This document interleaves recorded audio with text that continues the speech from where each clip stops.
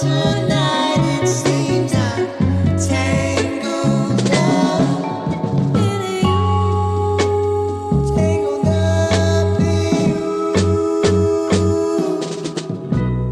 I can't seem to shake you, baby.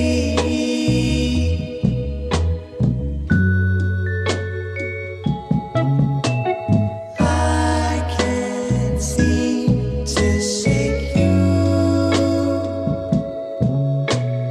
baby.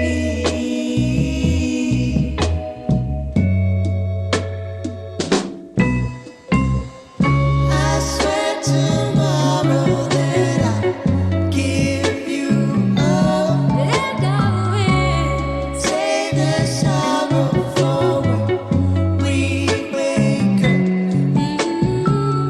But for tonight, it seems I'm tangled up in you, tangled up in you,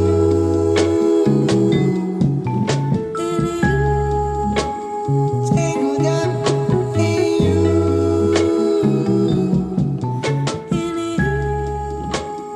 tangled up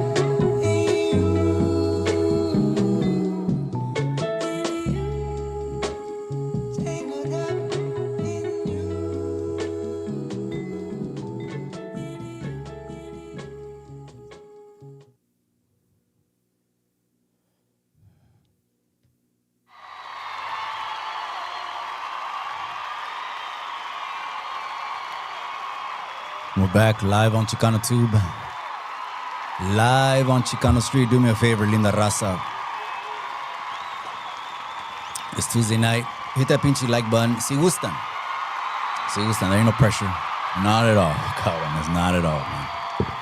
If it wasn't for you guys, pues aquí estaría platicando la pinche pared solo, right?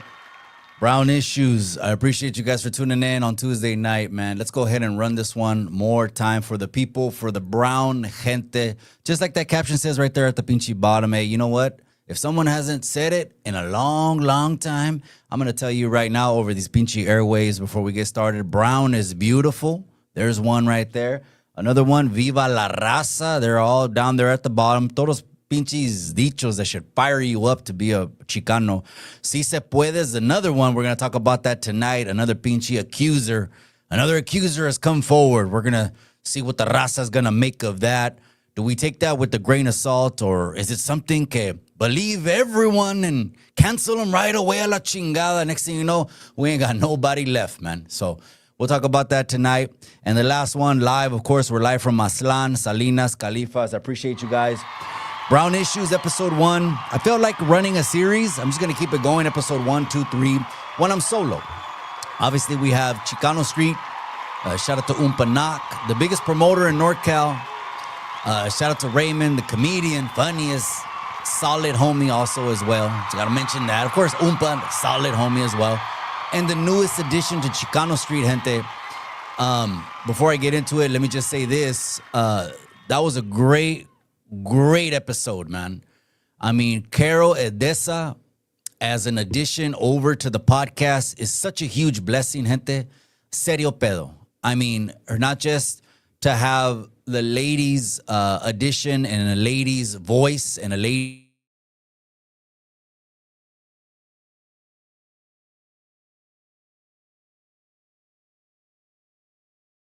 No tiene pelos en la lengua. Let's keep that a buck right there, okay? No tiene pelos en la lengua. So, such a good addition to be able to have a lady join us. Oh, man, I almost forgot.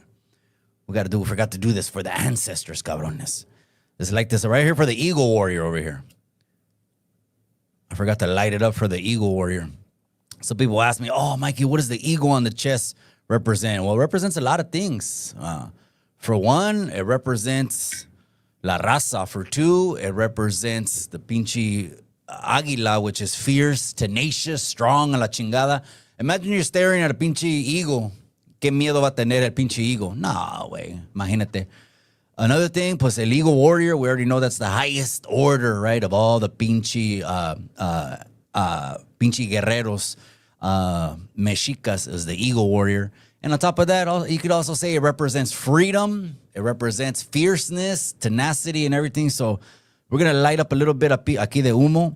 Maybe we'll even take a shot tonight. I don't know. I'm feeling good tonight. But we're going to get into brown issues. You guys send me over some things that we're going to talk about tonight. But again, shout out to Chicano Street. We had a great episode. We ran that one on purpose. It was on purpose. Now, I try to get it together on purpose on Cesar Chavez Day, and it came together. Sometimes it comes together, sometimes it doesn't. You know what I mean? It's just depending everyone's schedule. It's called life. Oompa is all over the place. He's promoting. He's in New York, then he's in Texas, and then he's in L.A., Lancaster, then he's with Too Short in Oakland. He's all over the place. Oh, you know what? I forgot to put on mi collar también. And then Raymond and Carol, they're very, very busy. So we're going to try to step up the show. I'm going to talk to them. Obviously, it's schedules permitting, but I'm going to see if if we can go ahead and do a twice-a-month show. If we can commit to that, that'd be great. This one I picked up at Mexica New Year, gente. Trip out on this one. This one's called Huehueteo, right? And it's, Grandfather of Fire. Algo así a la chingada, right? And it was a bad one. I seen a lot of them over there at Mexica New Year in San Ho. And none of them really caught my eye. But Huehueteo right here, he's a badass. He's a badass. So anyways, appreciate you guys for tuning in again. Do me a favor, man. Hit that pinchy like right there. If you're new,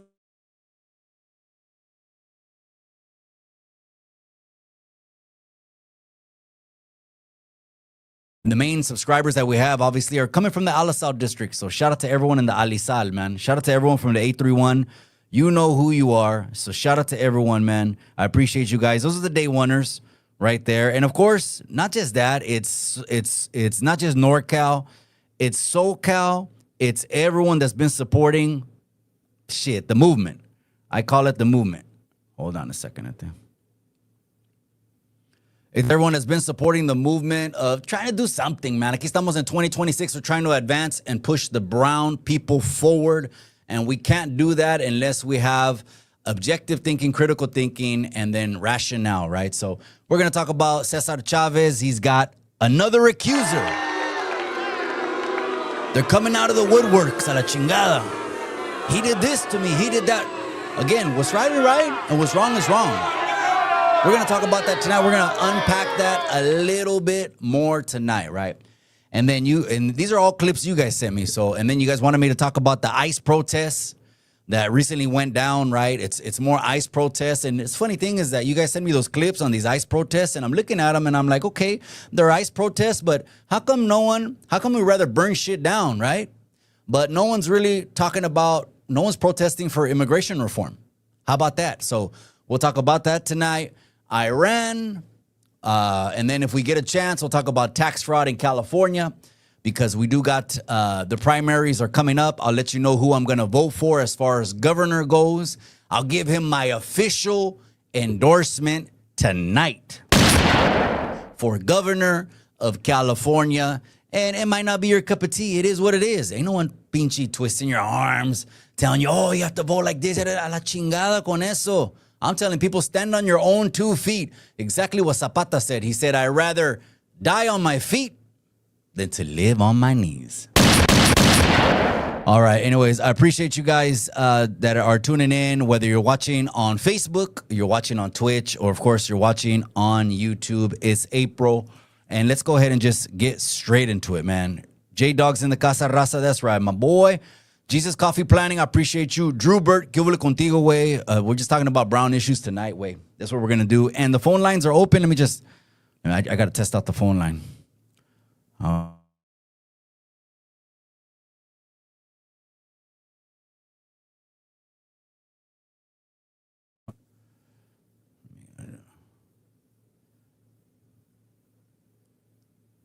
No? Hold on a second. It's always one of those things where you got to test out the phone lines, cabrones. If you don't test out the phone lines,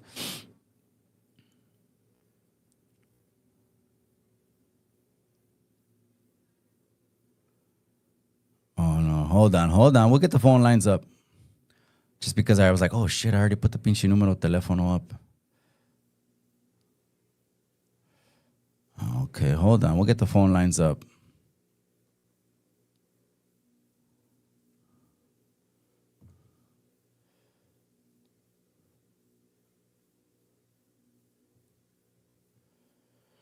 Qué pasión. Oh, that's what it is. I got to change the channel. I got 4 mics. Anyways, it's all to the good. All right, let's go ahead and check out what we got. Level Michael Myers is already getting into it, cabron. He said this, Level Michael Myers, I appreciate you. Everyone that's already tuning in the chat right there. Could it be a Me Too movement to erase certain aspects of our brown unity? It makes the Gabacho history more relevant on behalf of then covering it, CNN, Fox, etc. The world is a stage. Absolutely. Look, we've advanced so much already as a society. That's why we can't roll like the old school days, ¿verdad? We really can't. Oh shit, man. They're already calling in on the chingada already. Whoo, it's going down. They ain't even waiting. Let me see. Hold on. Andale. Okay, let me see. Caller, you're live on Chicano Street. What you got to say? Hey, good afternoon. Good evening. This is Rebecca. I'm calling from Gila. Hey, Gilroy's in the I wanted casa. to talk a little bit about. Go ahead. How are you, Mike? Dime, amiga. I'm good. Yeah, sorry, I sound a little rough. I got allergies really bad, but Está bien, amiga. yeah, I want to talk a little bit about Cesar and the issue of the survivors stepping forward. Please, go ahead. Yeah, so I was raised. I'm a second generation Chicano organizer. My mom was also a Chicano organizer. We came from a household where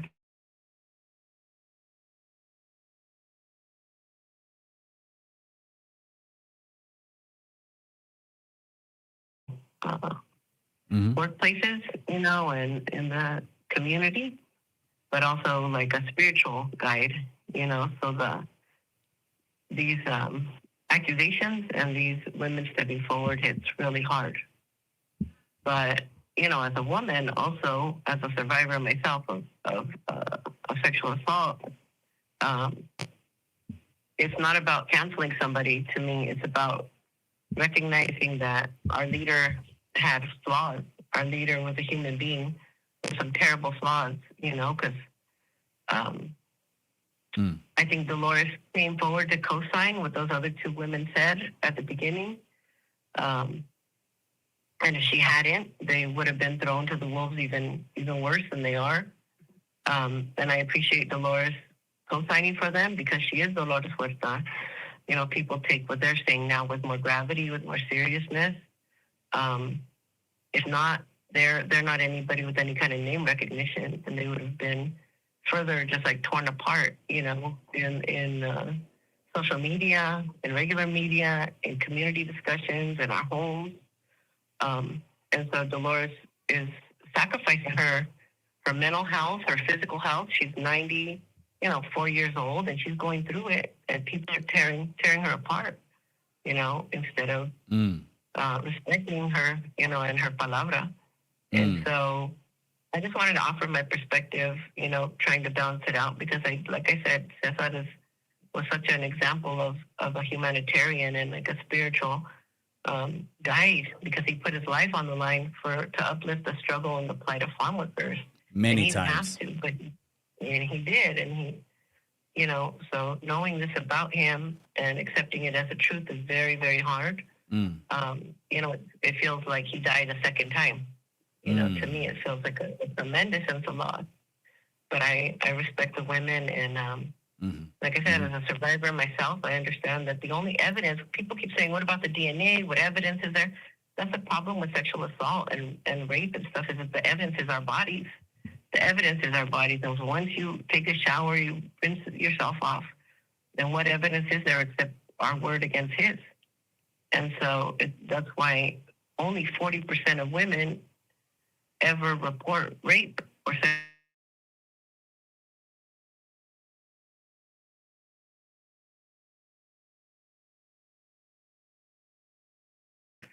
When you opened, you said, what are we going to be left with? And I don't think we should be in such a desperate place for leadership, for guidance, for mentors in our community, that we would have to, uphold somebody who's done these things, to continue to uphold them, I had to take down my posters. I didn't burn my books of Cesar, but I kept them and put away. There's a lot of lessons there still to learn.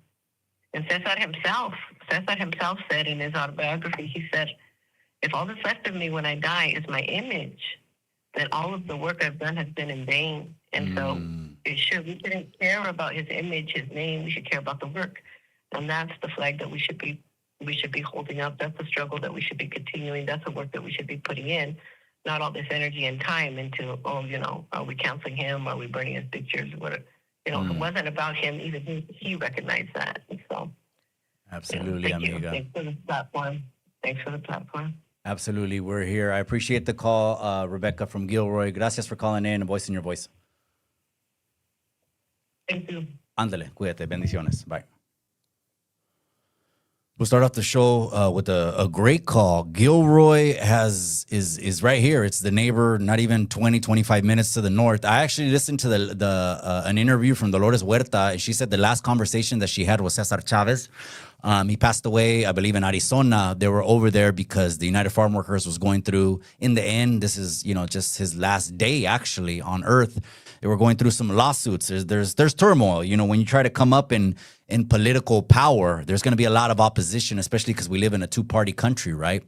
And Dolores Huerta talked to him, and he said, you know what I'm going to do? This is her last conversation with Cesar Chavez, Dolores Huerta, who I still say, even though Carol from Chicano Street, she disagreed with me, but I still say Dolores Huerta's the most powerful, influential Chicana that we have that's living right now. She's actually celebrating her birthday. What is it? Today's April 7th. It's April 7th. She's celebrating her 95th or 96th birthday. I'm not exactly sure which one. On April 10th. So her birthday's coming up. And I understand what Rebecca's saying. It's a lot to go through, especially, here she comes of age, her birthday. It's a lot going on online. But I always say just, disconnect from online and you'll ground back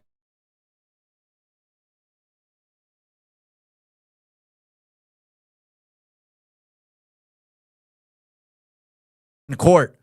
And I thought that was just, you get a little bit prideful. You hear of your area, but it just goes to show you how much of an impact Cesar Chavez had on us. And I like what La Hermana Rebecca, I'm just calling her Hermana, because, usually in brotherhoods like Brown Berets or coalitions or even in church, right? The brotherhood. And I think that we should look at that because unity is a principal message of the channel. But what Rebecca said from Gilroy is true. There's been so much progress now. That we've advanced so much. It's true what she's saying, and it could just be, the internet just throwing things out there. That way the conversation can keep going or whatever people do, right? I'm just talking about it because it's Cesar Chavez's birthday the other day. And, of course, it broke about 2 weeks before this story, right? And it's so true. It's not an image, right? It's not really, and take it with a grain of salt when I say, Cesar Chavez is all we got. Pancho Villa is all we got, Benito Juarez or Emiliano Zapata, etc., right? Of course, I joke around and say, don't include Mario Lopez. Oscar de la Hoya, no, cálmase. Those are great people. I'm not saying they're not great people, but I'm just saying landmark pioneers that have done this. It's been Cesar Chavez. He put his life on the line. And I don't know it. I just have to be devil's advocate. Rebecca, if you're still listening in, and you can drop a comment right there, amiga. Oh, I think you are. Yeah, you did. That's you right there. I just don't know how much of it is actual factual. And I'm not denying anything that's happening because I don't know. I'm just calling it what it is. I don't know because I wasn't in the room and I wasn't there and I don't know. And post-Hamas, the man has passed away already for 33 years. Here in Salinas, amiga, I'm still talking to Rebecca. You know Salinas, amiga. We have all the farm worker murals. They are never defamed. They are never defaced. No one is rolling a paintbrush over Cesar's face here. And it's not because of the online arguments. You believe, you don't believe. It's none of that stuff. It's just those are our parents on the wall. Those are our grandparents on the wall. And some of us, those are our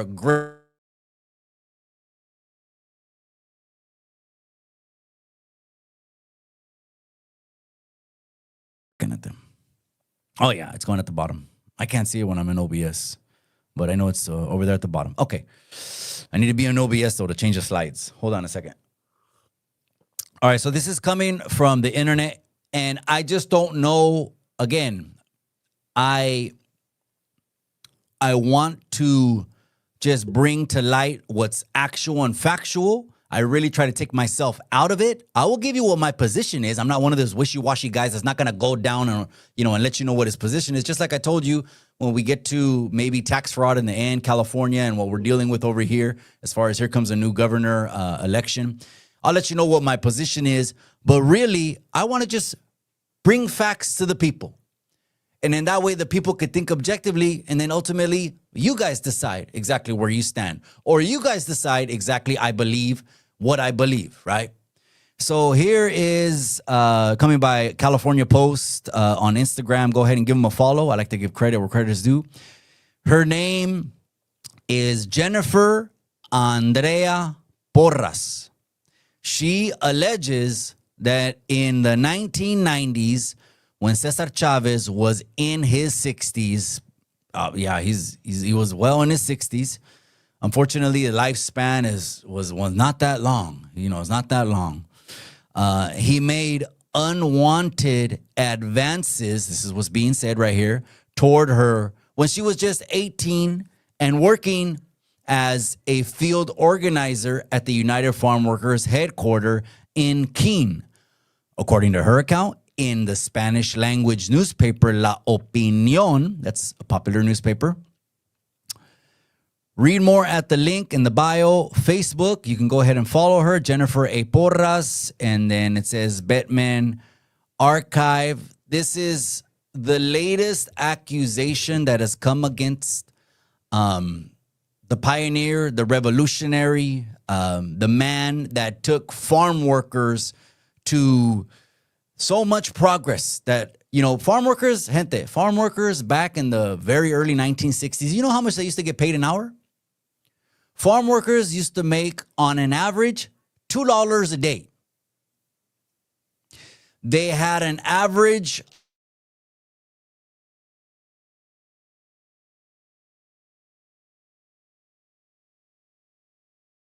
to $2,500, right?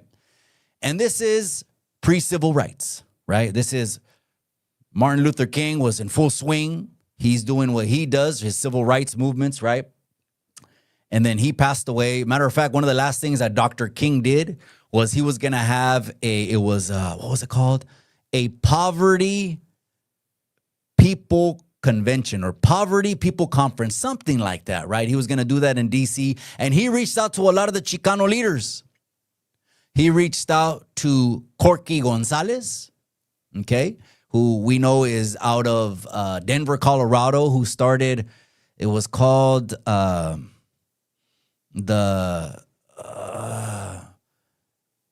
For Justice. It was called Something for Justice. Oh, man, it slips my tongue, but it was called Something for Justice, that movement.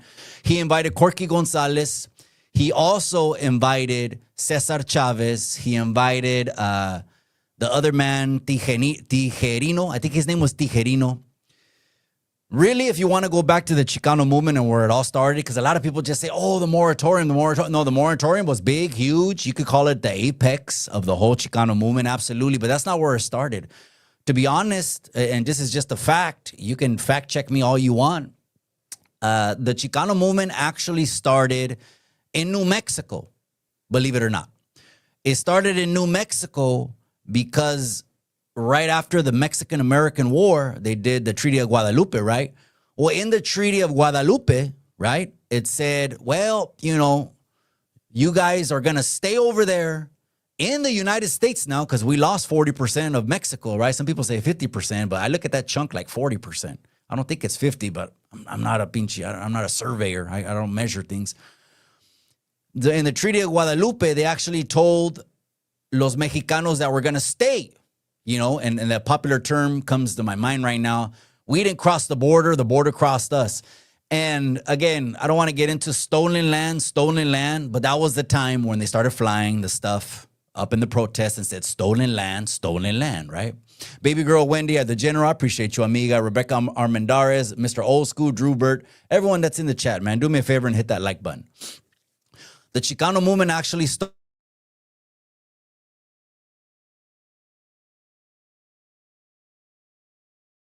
The U.S. won the Mexican-American War, and they were actually promised that they were going to be able to keep their properties. They were going to stay there, keep their properties, business as usual, enjoy now being in the United States, blah, blah, blah, and that's what it is. But the United States court system, guess what? It didn't recognize the Treaty of Guadalupe giving authority over to distributing land, which was first Mexico, but now it was on the U.S. side of the border, right? So there was actually an uprising. This is the beginning of the Chicano movement. I don't know if you knew this or not. There was actually an uprising in New Mexico, and it was this gentleman by the name of Reyes. Oh, man, his last name is Tijerina, something like that. Reyes, you can look me up, fact check me. His last name was Reyes Tijerina. And he actually started a group of people and a revolt to try to get the land back, which was by he went to school and studied the law. And he was throwing the Constitution at him, the articles at him. But it was a whole different time, gente. We haven't advanced this much in society. They're still looking at Chicanos. Okay, those are Mexicanos, but the Chicanos are first generation. So it actually they were the first Mexicans on the U.S. side, and their children were the first Chicanos because their children, first, parents being Mexicanos, having first generation children, like me, I'm a first generation Mexican American. Soy Chicano to the pinche bone. They actually revolted against them. And even to the point where this guy, Tijerina, gente, he went down to the courthouse in New Mexico. I forgot if it was Tres Caminos or Tres Cruces, New Mexico, something like that. It's been a while, right? Since I studied that or read upon that. But he actually went to the courthouse, and guess what he tried to do? He tried to go and citizens arrest the district attorney in the United States. Because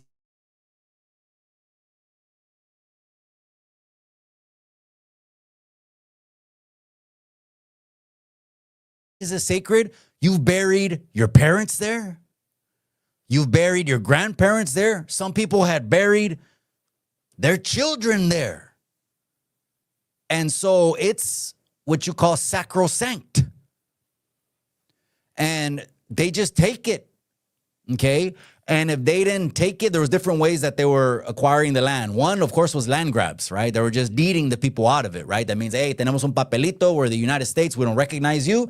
We're the United States court system. We've invented this title and deed system. Ustedes, nada. We got all the titles and deeds.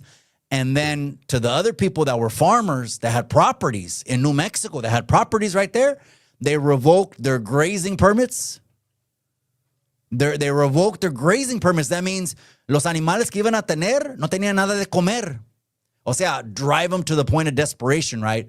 So this gentleman, Tijerina, he was the first one to revolt and was one of the first ones to say, well, this is the Chicano movement. This is what we're doing.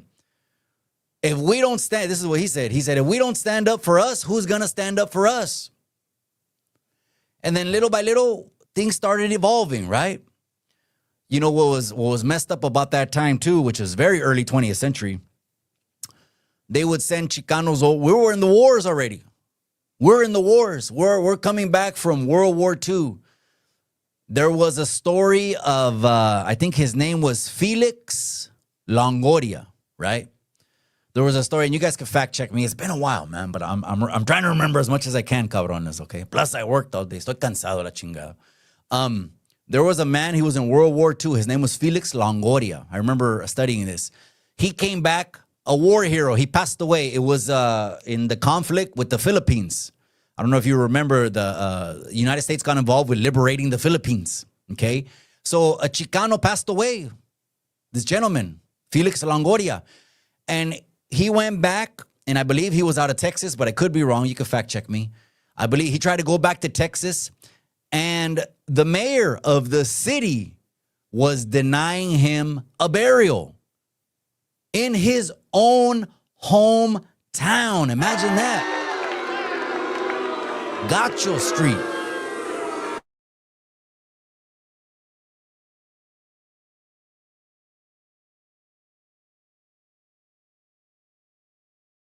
And again, not everyone, because, you know, they're trying to plant the seeds still that, oh, los gabachos son lo mismo, los gabachos, this and that.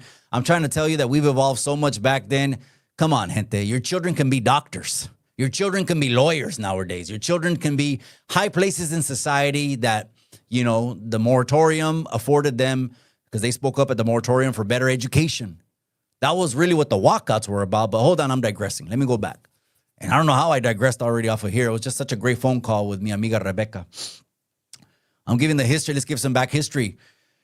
When they came back, and they actually, Lyndon Johnson buried him in Arlington Cemetery. He gave him the hero's burial, you know, but it's because it was a tough time. Now, Texas was one of the most conflicted states, one of the most aggressive states. Again, this is pre-civil rights, gente, okay? And then even after civil rights, it took a little bit after for all that to wear away, ¿verdad? But still, some of those mentalities still prevail, right? Nowadays, especially online, right? Everyone online now is you know, trying to voice their voice, and it's not really about progress. It's about staying stuck somewhere, you know? But we just can't roll like that. We're not going to get anything done, right? Unless we do like American Cholo said. He said, we need to unite and get political power. We'll talk about that maybe in a little bit, because Chicanos actually had their own political party. It was called La Raza Unida, right? That was out of Texas too. But anyways, imagine they came back from World War II and we still couldn't get respect, man. Chicanos couldn't get respect, right? So obviously that's late 1940s, right? Things are evolving now. Things are going. Things are moving along. And then came Cesar Chavez, 1965. The plight of the farm workers was heard now because of Cesar Chavez, his voice. I understand the whole thing that's going on with Dolores Huerta. It's a very unfortunate. It's tragic. I don't know what the hell the damn truth is. One thing I will say is I just don't agree with just wiping away all our history. Because where will you draw the line then? You want to make Corky Gonzalez disappear and just come up with some affair or something that he did? You want to make, again, I like what Rebecca said, let's not hang on an image. There's been so much progress.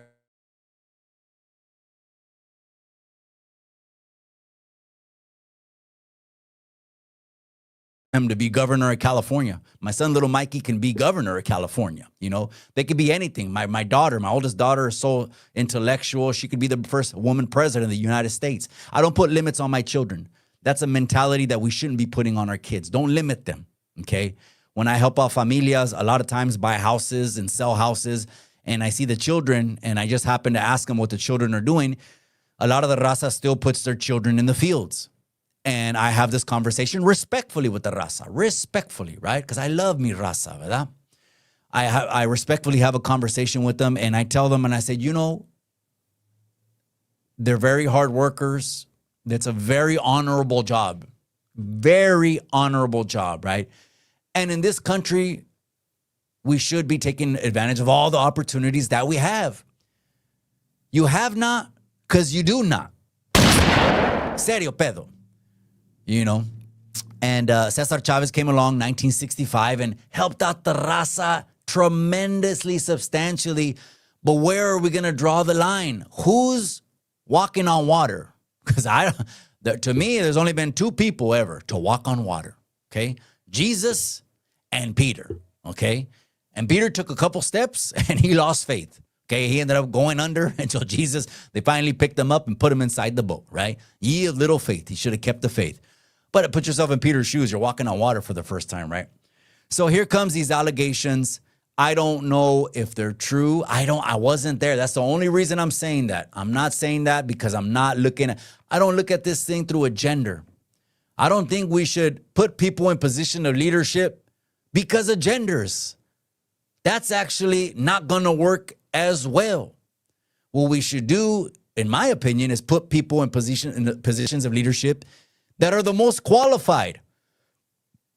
Like, say, I'll give you an example. If you're flying an airplane, okay, say you're flying, let's say you're going to another state, your daughter's getting married, right? And she's getting married in New York and you're in Califas, you're over here in California, right? And you're going to go to your daughter's wedding, okay?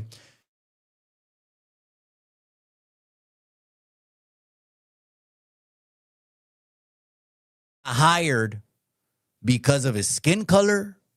I'm just putting it out there. You find out the pilot of the plane, he got the lowest test scores in the whole pinchy class, right?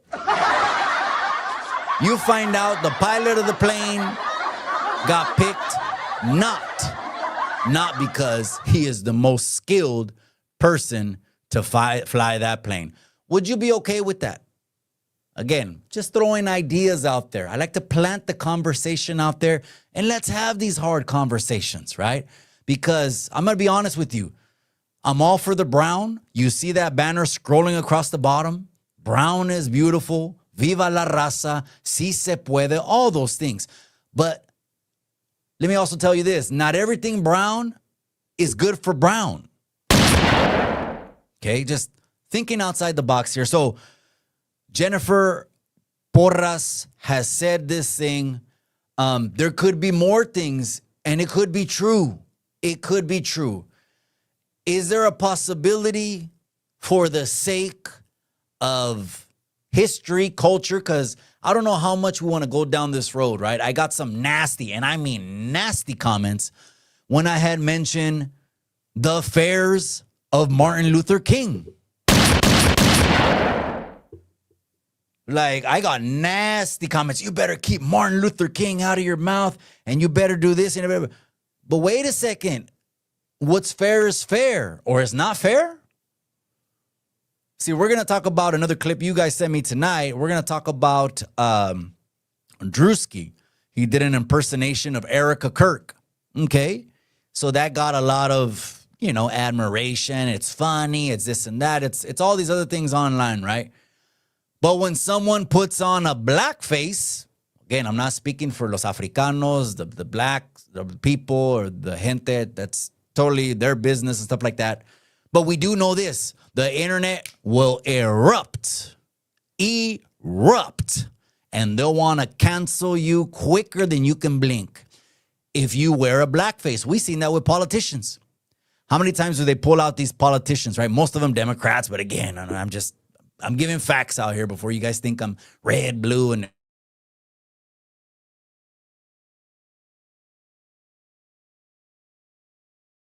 started the Los Tres Ks, KKK. I don't want to say it in YouTube because next thing you know, boom, they'll take down the stream. We know that the founders of the KKK came out of the Democratic Party. These are just facts, okay? Whether you want to hear it or not, it is what it is. Here we have the hard conversations. Do you want to hear the facts, or do you want me to lie to you and sugarcoat you? Okay, so we already know that most of them were that. They pull out their old photos of them, Pinchy Biden and all these other people, right? But when they paint their face black, whoo, you should see the internet light up, right? But when they're making fun of a widow who lost her husband about, September? So now it's been 4, 5, 6, going on 7 months, the 13th of April. Lost her husband. And there's a lot of noise on the internet about that. She doesn't act remorseful. She should be crying. She should be there. Have you ever had your husband assassinated? Unless you've ever had your husband assassinated, I don't think anyone of us can walk a mile in her shoes. But again, it's times have changed now, right? Back in the civil rights days, of course, we already know what was happening. They looked at Mexicanos como éramos sucios. That's a fact. If you were prieto because you had a lot of sun, which is actually good for you, melatonin. That means you're high on vitamin D, which is really, really good. I take about 30,000 IUs of vitamin D every day, plus I tan. But that's part of my my supplements that I take every day, right? I take 30,000 IU. So having vitamin D, you know, they looked at them que eran menos. Que eran menos. They looked at them as dirty, right? Los bañaban con gasolina. I mean, this is not the day that we live in. But I am going to speak the facts because we know in the United States educational system, they pick and choose. They pick and choose what they want to teach us. In the United States education system, they don't want to talk about the black guys, right? I remember I had Nino America, I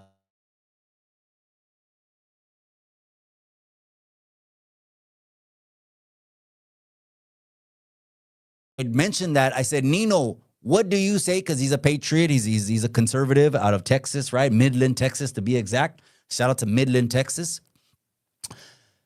I told him, what do you think about the black eyes, you know, in the United States history? And pinche Nino America said, what black eyes?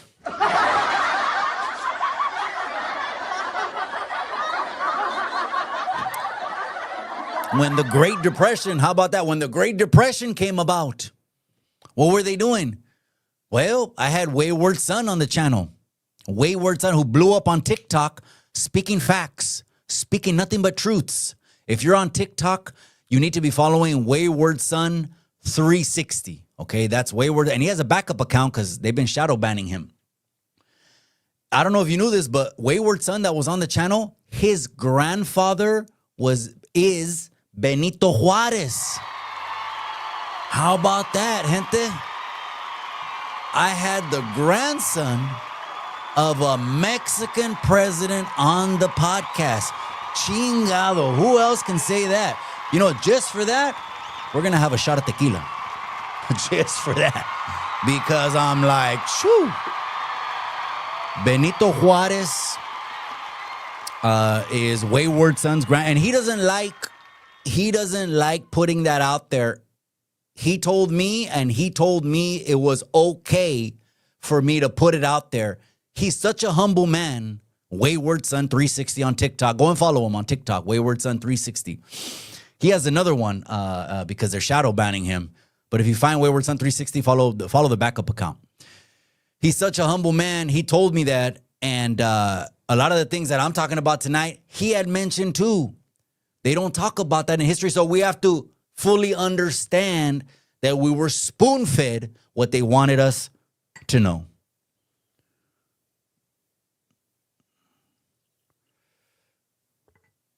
All right, this is for La Raza Unida.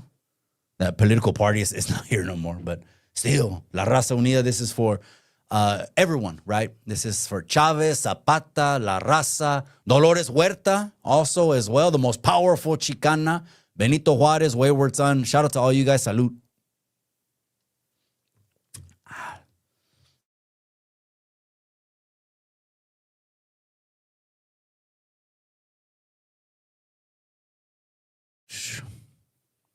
J-Dog Raza says, farm workers were modern-day slaves. They used to pay some with liquor, and some would sleep in caves in San Diego. Look, part of understanding that we needed political representation. That was the thing. We needed political representation, right? We can't move the needle if we're not united and if we're not politically involved. Now, this is just the absolute fact, right? Democrats, Republicans, same animal, two different heads. I mean, let's just keep it a buck, right? At the end of the day, you got to vote for the lesser of the two evils. I mean, at the end of the day, right? But unless we get political representation, that's what was really going to make some change for the people, right? Getting us better educated. Because I've seen some old interviews, black and white interviews, right? Where they're interviewing farm workers, right? And they were telling them how much you get paid an hour. They were saying at $2 an hour.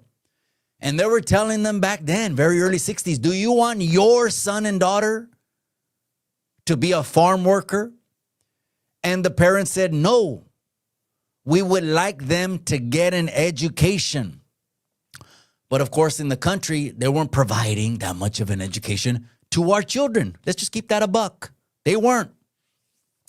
A lot of people say that the raza was getting pushed out of schools. And a lot of people say the juveniles back in the 60s when they would go in front of the courts, they would send them to boys' ranches, they would send them to places and stuff like that. And ultimately, most of them would get sent to the military because back then, Vietnam was going on. And Vietnam was one of the biggest point of contentions. The people were saying, well, wait a second, how come the majority of casualties in Vietnam are minorities?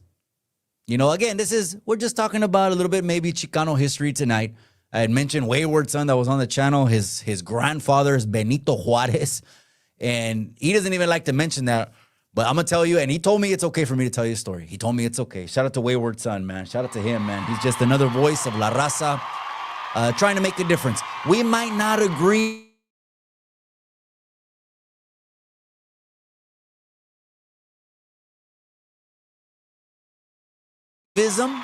Activism, we might not agree 100% on everything that has to do with politics. We never will. But the only way we're going to advance and keep moving forward is if everyone has a seat at the table, everyone's voice. It doesn't matter your political affiliation. It doesn't matter your gender. I don't care. I really don't care if you believe there's 100 genders and you got your hair painted like a unicorn. I don't care. Everyone deserves respect and everyone deserves a voice. The ones that you see on the internet mouthing off at the mouth, yeah, this guy, that, shooting shots and all this sort of stuff, those aren't leaders. They're in it for their interest, not the people's interest, because there's a lot of fake activists online. Fake activists. It's cool, they have a little IG page. It's cool, hundreds of thousands of followers, pero no ponen las manos en la masa para nada. You ever see them at city council meetings? You ever see them rallying people up? No. But you see these cool, fly, smooth, sometimes even sexy little Instagram reels and stuff like that. That's not what the people need. The real razas in the community need people to speak up for them. So I think it was about 60. I want to say it was about 1968, but I could be wrong on my dates, right? It was, I believe, in Crystal City was the name of the city in Texas, right? Crystal City, Texas. This is South Texas, gente. And again, Texas used to be Mexico, so no surprise, predominantly was raza, right? And it was in the city, in the high school of Crystal City, right? They had, I remember it was a cheerleader. I forgot her name. A cheerleader. She was very attractive, young, very attractive, beautiful. You could say like a Chicana Marilyn Monroe, right? Very attractive, very beautiful young lady, right? And she tried to become... Jose Reyes subscribed to the channel. That's right. Shout out to Jose Reyes, to the new subscriber. I appreciate you, cabron. Her name was, oh man, her name escapes me, man, but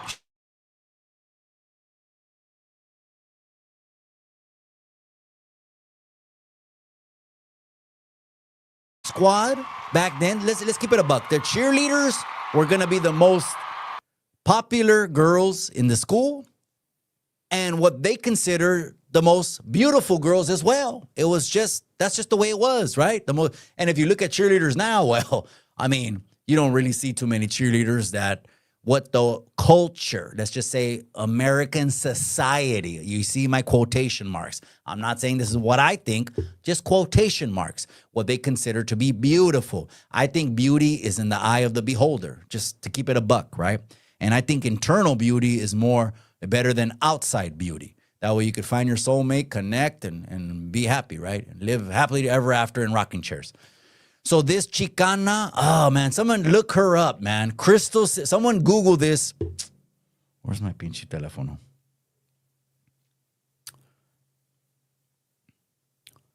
What was the name of the young Mexican-American girl in Crystal City, Texas that tried to join the cheerleading squad and got rejected, but ended up being the head cheerleader a couple months later by vote? Very attractive. She was a beautiful young girl. And because if they're basing it on beauty, then she should have been on the cheerleading squad. Oh, Diana Palacios. Okay, I was close. I said 68. It's actually 69. It's 69, right? It says this, the school, it says in 1969 at Crystal City High School, Texas, Diana Palacios wanted to be her cheerleader. The school had a discriminatory rule that basically limited how many Mexican American girls could be on the squad. There was one out of the 10 girls. She was rejected. Isn't that what I said, cabrones? Even though the school was majority Mexican American. The school was like 10-1, raza, 10-1. After that, cheerleaders were chosen by student vote again, and she ended up becoming head cheerleader. Diana Palacios. Go ahead and pull up a photo of her. She ended up breaking borders. That's right. We got Mr. Capone in the casa. That's right. We got Mr. Capone just stepped in the building. Mr. Capone's in the house. I appreciate you, cabron. It's the one and only Capone showing love. Ese saludos. Ciao. That's right. That's right. Mr. Capone's in the building. Hey, I appreciate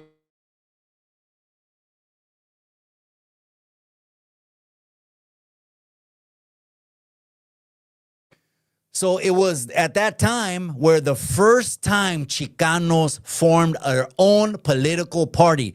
They established, but it only lasted like 4 to 6 years, a third party. And it was called La Raza Unida Party. R-U-P, Raza Unida Party. RUP, but they also said La Raza Unida, right? And it was a beautiful time because back then in the 60s, that's when all of the Chicano art came out. I mean, in the 50s, you didn't really hear about it. The 50s was still time for fucking calentadas. We would still get nightsticks from the Hudas, and it was what it was. It's history, right? They just looked at us, menos then. We couldn't even live in the suburbs. Someone had mentioned we were living in tents. Yeah, we couldn't even live in the suburbs. We had to live under trees. We had to live like in pinche tents, carpas, tipis. But anyways, so they formed a political party, right? And I believe Jorge Gonzalez out of Denver was part of it. I don't know. We're just going into Chicano history tonight. I don't know. Let's just go into it, man. Might as well, right? And we might get back to this accusation, right? And then we'll keep moving forward, right? Let me just go ahead and take these off. You're blocking me. Pinche comments, cabrones. Shout out to Mr. Capone. Stepped in the building. That's right. And then PYP Boxing. That's right. Felix Longoria and the Longoria Fair Magdias. Yes. See, I thought it was PYP. I said it was Tres Cruces, Albuquerque. My bad. But, no. I was right. Yes. He tried to come back to Texas. World War II hero. Gave his life. And they told him he couldn't be buried in his hometown. But Lyndon Johnson, and again, a lot of presidents, I was going to say Republicans. Well, Republicans too, Democrats, la chingada, both of them, right? But they both were trying to pander to the people. And the pandering has been going on until now, right? The pandering is nothing new, right? But he actually gave him a hero's burial in Arlington Cemetery. So that was a good thing, right? But then again, politicians have been known to let down the raza, man. I mean, JFK was another one, right? He came up for the people and he let the people down. Unfortunately, he was assassinated. Bobby Kennedy stepped up to the plate, helped La Raza out also as well, trying to give La Raza a voice because we were impoverished and we hardly didn't have shit. I mean, let's just keep it a buck. They weren't letting us advance. This is the 50s. But here came the 60s. Here came the civil rights. And I was talking about the art. This is where the badass Chicano artwork came out now in the 60s, cabrones. And I mean bad. That's when they're put.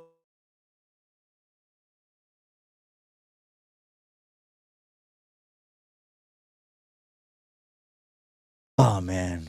See, you guys are making me trying to think of all these things, but I should have prepared, huh? Maybe make notes a la chingada or something like that. Next time I'll make notes, but it's up here anyways. It's up here. He's the one that made Aslan real popular on murals. It gave Mexicanos, Chicanos a sense of culture, man. And yeah, there was a little bit of clashing in between brown versus brown. There ain't nothing new with that. The Mexicanos were like, hey, why do you guys call yourselves Chicanos?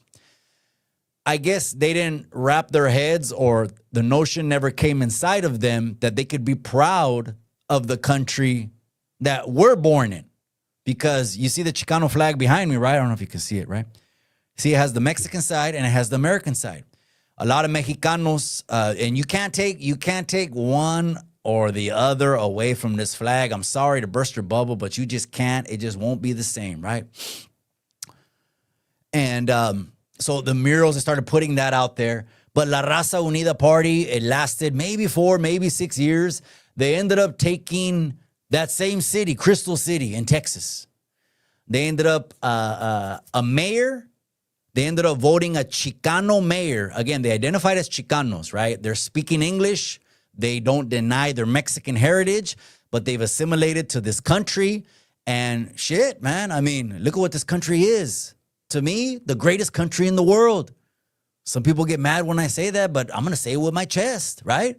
My children are going to live here, their children, their children's children, and I'm trying to make it as safe as possible, right, for them, right?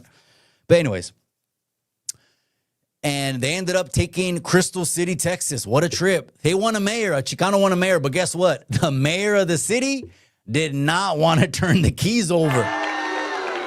When a Chicano for the first time won mayor, remember, we might have had one person in Congress. No sitting senator was Chicano at that time. None of the city councils were Raza, Brown, or Chicano. None of them were. None of them. And now this was a landmark thing. Wait a second. We got a Chicano mayor. But the mayor did not want to turn in the keys. The governor of Texas had to call the mayor.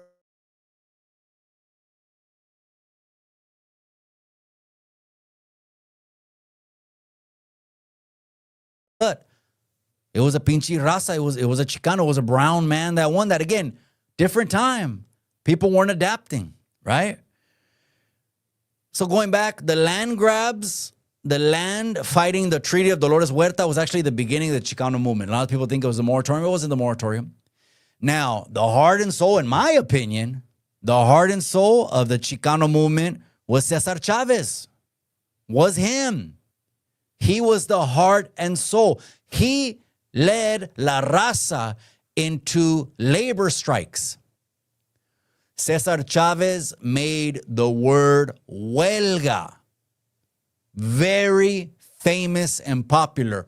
Huelga, huelga. What does huelga mean? Huelga is Spanish for strike.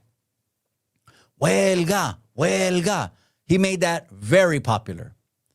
And I'm glad he chose a very strong Chicana in Dolores Huerta, right? Let's keep it pushing down the road.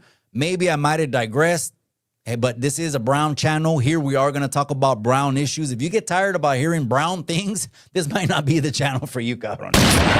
But anyways, as far as these women that are coming forward as of right now, it's still in this country, innocent until proven guilty. The man has been in the grave now for 33 years. I don't know if we'll ever know the truth. So people will argue online.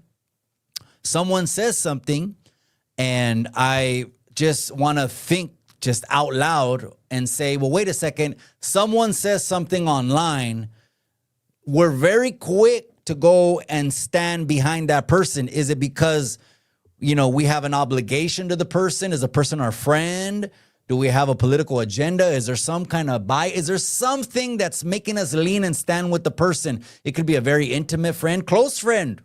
You know, I see this all the time. People make accusations and allegations, and then here comes the internet divided. Oh, I stand with him. Oh, I stand with him.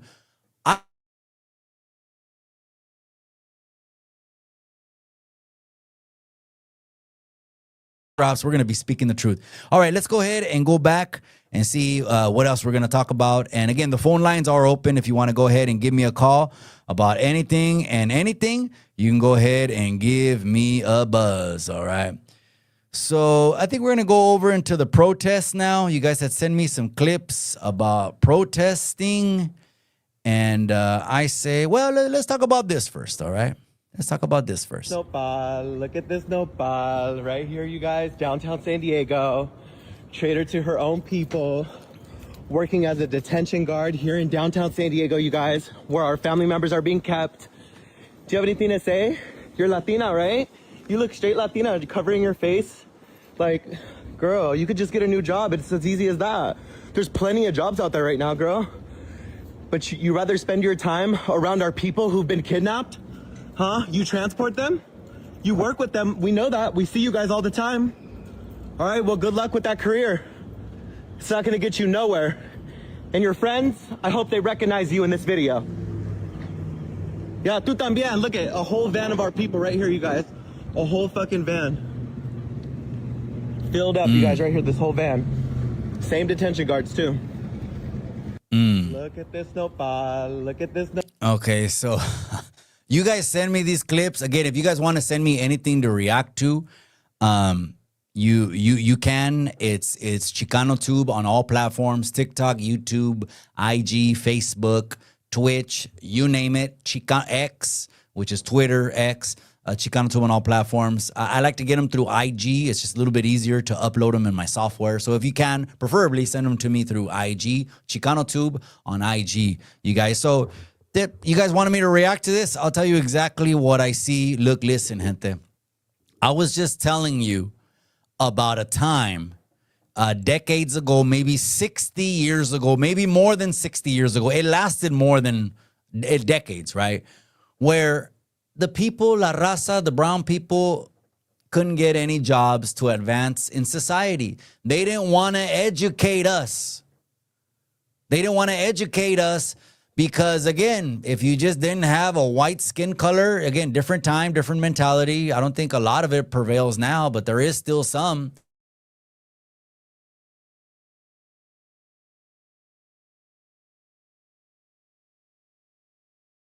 And I kid you not, I thought this was some civil rights, Martin Luther King discrimination things that were happening, right? I mean, I couldn't even believe it. I had to laugh and tell myself, is this really happening? I went to a little city and I'm going to put them on blast. Might as well put them on blast. It was called Grants Pass, Oregon. Grants Pass, Oregon. Even Grants Pass sounds a little bit pinchy, a little bit Southern Confederate a la chingada, right? Grant's, maybe it was General Grant, General Ulysses Grant. Maybe it's his relatives that live there. I don't know. But anyways, I was in Grants Pass, Oregon. It was a long time ago. I'm just going to keep it a buck before, and you guys are going to be like, I don't believe it. Or whatever. I used to rap. I was in a rap group, and a promoter took us up there where we're doing a rap concert, okay? They booked us at like a little a city auditorium, whatever. There was like 5 groups. It was lit, man. And most of them were gabachos. 95% of the gente there were gabachos. 5%, maybe even 10%. I don't want to say 90% were güeros, and 10% were like Samoans and Hawaiians, right? And they booked us to go and rap out there, do a show. We just had a CD. We did like 3 CDs, and that was it. It was over, right? Then I started going away, and that was a wrap, right? And we ended up, the promoter met us in Grants Pass, Oregon, and the promoter, but before he met us, we got there early, and we went to go get something to eat. We're in line like at a Denny's to get something to eat, right? And as we're in line at this pinchy Denny's to get something to eat, there's people in front of us, people behind us. When we get up there, there's a group of 4 of us. When we get up there, they say, oh, did you make a reservation? And we're like, no, we can't do walk-in. He goes, well, da-da-da-da. And we're like, oh, well, we'll wait. And he goes, well, we're just not serving food right now. And I was like, what? What do you mean you're not serving? What about the people behind us? I was like, I didn't get it. You know what I mean? And then we went to a haircut place. And the haircut place told us the same thing. Oh, we're not cutting hair right now. And I'm like, what about all these pinchy gente sitting down in these barber chairs? What do you mean we're not cutting hair right now? And this lady that looks like a Gerber baby, straight güera. Again, I have nothing against them. The güeros I grew up with, all cool. They all wanted to be baseball players. They all the Kyles and Kents and Trents and Zachs, and they're all just wanting to be baseball players. Cool as hell, right? Especially they know Salinas. I mean, shit, half the city's brown, right?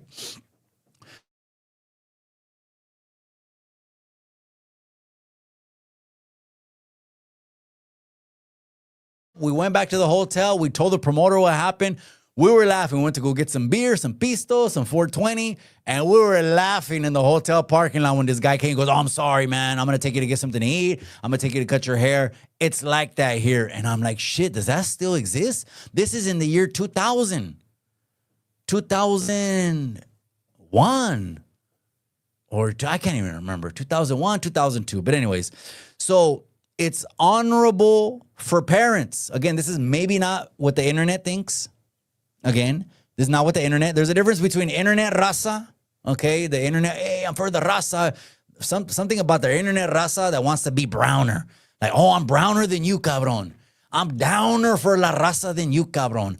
I'm more raza. All that really is divisive rhetoric.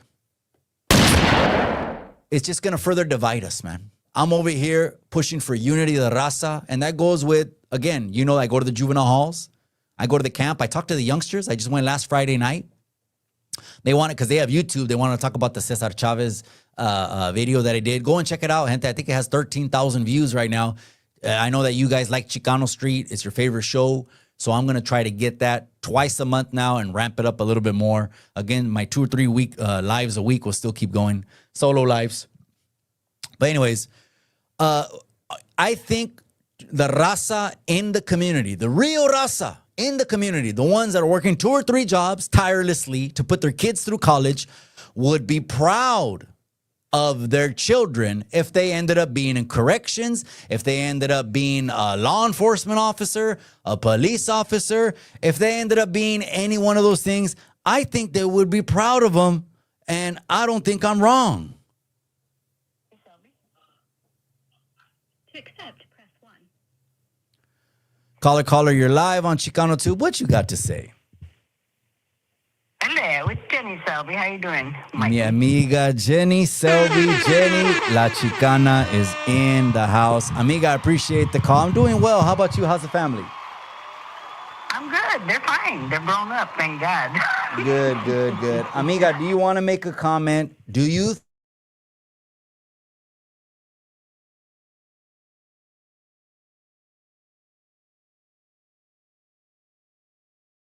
They are not sellouts. First of all, we got to stop vilifying our own people. Hey, they're trying to make a life for their family by, educating. That's the only way we're going to teach our people anything. Education is the key. We got to stop saying, blaming everything on the system. Hey, come on.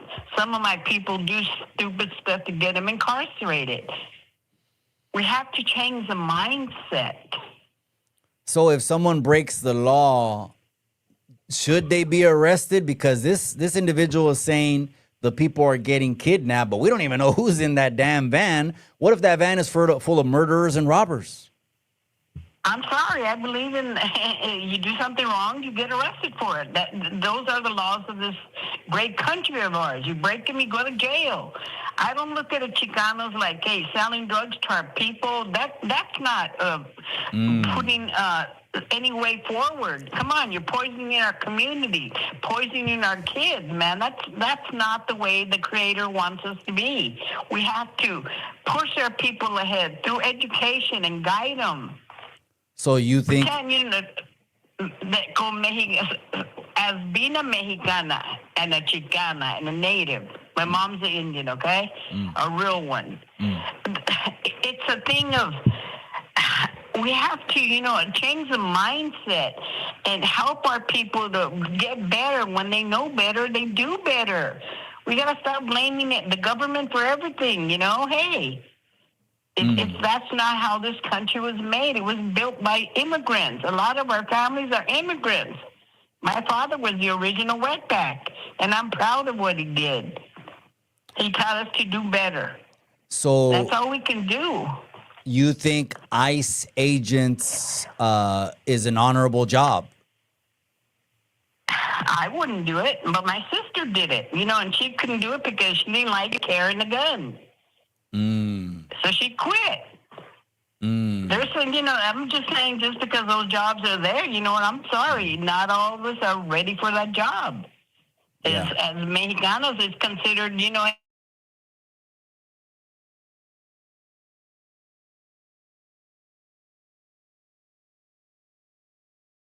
who could be an ICE agent, could be something, and he's calling her a nopal.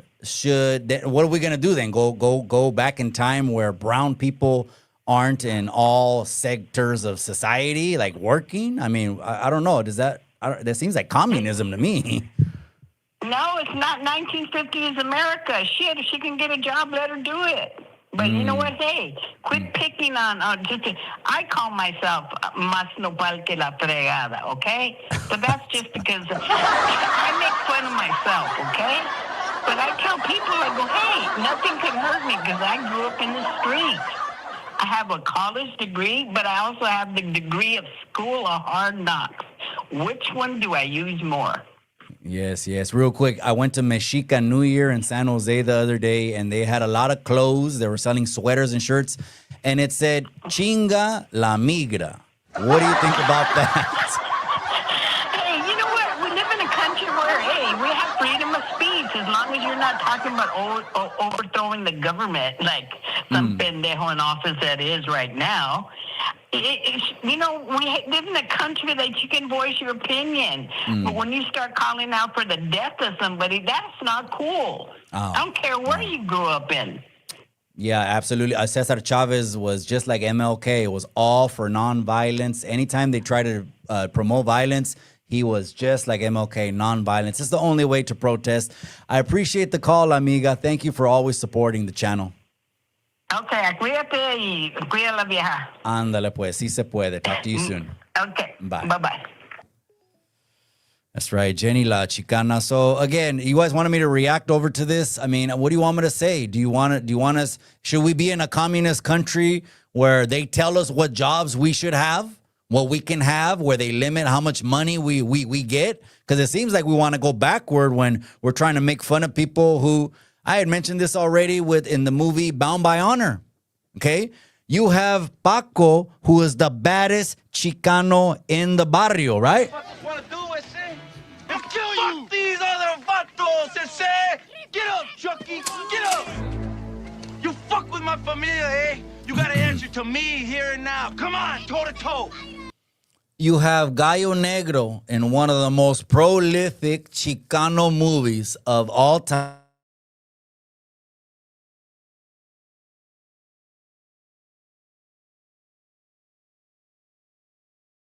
If there was a real life Gallo Negro, individuals like this individual who I just think is really, I mean, I'm going to keep it a buck with you. I feel like this individual recording her, he's just clout chasing. That's all he's doing. Get his little 15 seconds of fame on the internet, get your followers up, get your platform higher, release some dopamine inside of you, and feel good about it, right? But did this young lady right here, when she woke up, strapped on her uniform and her boots and went to work to make an honest living and put bacon on the table for her family, did she ask to go viral? I'm asking the people. Did she want to get put on blast? Because some people say, yes, put all the police on blast. Yes, all the ICE agents put them on blast. I don't know if at this time we should open up the conversation because it really is a huge can of worms. I don't know if we should open it up right now. Huge can of worms. And I'm talking about, on stolen land, ICE agents are kidnapping people. I absolutely know without a shadow of a doubt, not everyone that's getting picked up has committed a crime as far as felonies and misdemeanors. I do know being in the no soy pendejo. I do know if you come over into the country and you aren't a U.S. citizen, they can snatch you up. That happened to my father. You're not hearing it from someone that has absolutely zero experience. My father got taken to immigration detention centers at least 3 times. The last time my father went away, he's resting in peace, passed away in 2006 when I was in Salinas Valley. The last time he went away, I was 15 years old. I was a freshman. And the next time he came back, I was engaged to be married. I was already dating the beautiful, smoking, sexy, hot wife. This is 2002. I was 15 in 1996. 95, 96, one of those years. I was 15. So he went away for 6 years at that time. He got kidnapped that time all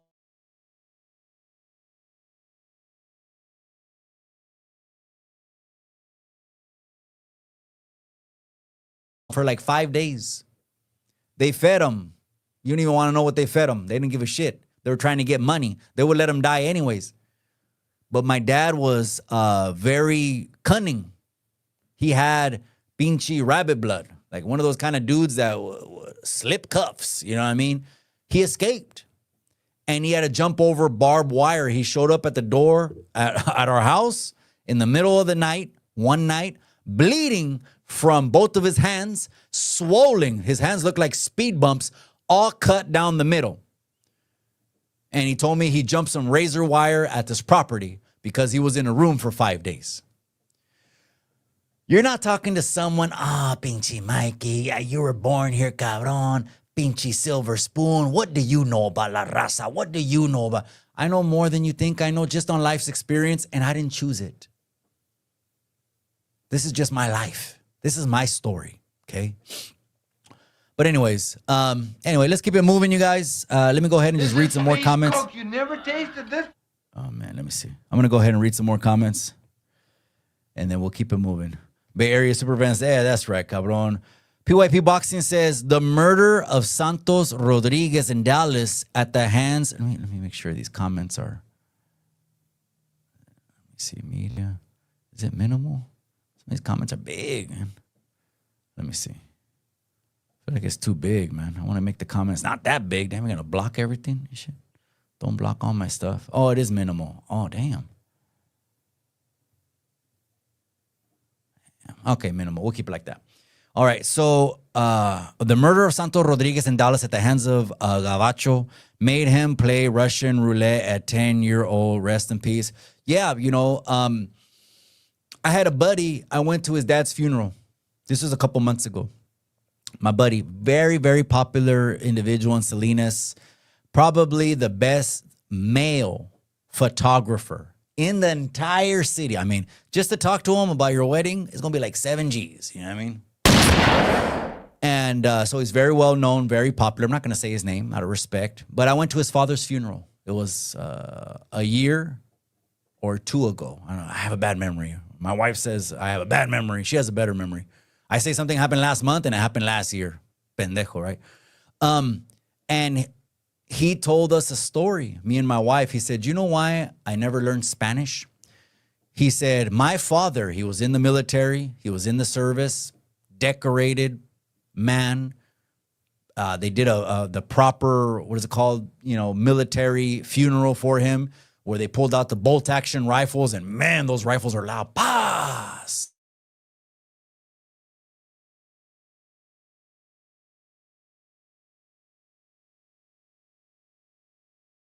But everything my father went through, he thought if he taught us Spanish, that we were going to go through the same things.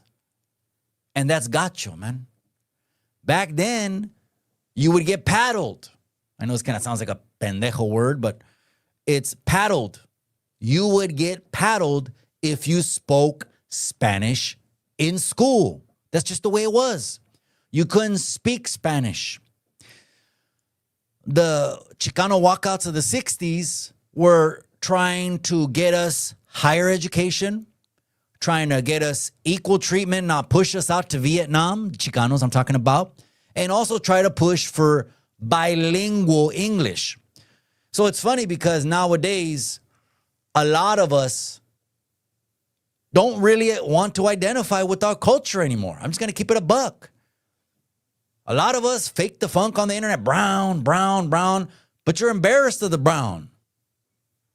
I'm not saying it's me, but there's some people like that. They're embarrassed of the brown. They want to be more whitewashed gabacho, and I don't know what it is. It could be that there's deep-seated roots of trauma, deep-seated roots of how you were brought up, or just like my buddy said, our father didn't teach us Spanish because they couldn't speak Spanish. If they spoke Spanish, they made fun of them. They would call them names. They would put cone hats on them. They would put a cone hat on them, and they would put Spanish. And they would talk to him like that. Oh, you're Spanish? Are you a Spanish boy? You're a Spanish girl? Again, different times, right? And so I was just correlating that because PYP Boxing said the trauma that this individual went through made him play Russian roulette at 10 years old. That's super gacho, man. Super gacho. Baby girl, when is in the casa? That's right. Amen.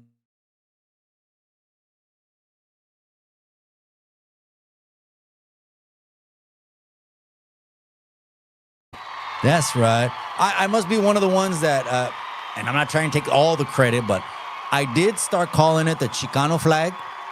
I should start selling it on the website or just putting it on the website. That way you guys can order it. I don't even need fucking money. This YouTube thing, I have to do it absolutely free. You know, the music I play is copyrighted. All that shit doesn't get me a penny. It won't. But I'd rather speak the truth and put on a good show for the people. And again, speak the truth. Use my platform for truth than try to get YouTube money, right? But let's see what Virginia says. Amiga, I appreciate the comment and I appreciate the flag. Oh, here's another Chicano flag, amiga. Here's another one right here. Sas. Okay. Just got to turn it. You can't see it. That's a little bit better. Okay. Tell Biden, I'm sorry. And I expect everyone to be proper in this process. Okay. Well, I appreciate the comment, amiga. If you want, can I ask you to expound a little bit more, give a little bit more detail on that? I know who Biden is. You're talking about the 46th president.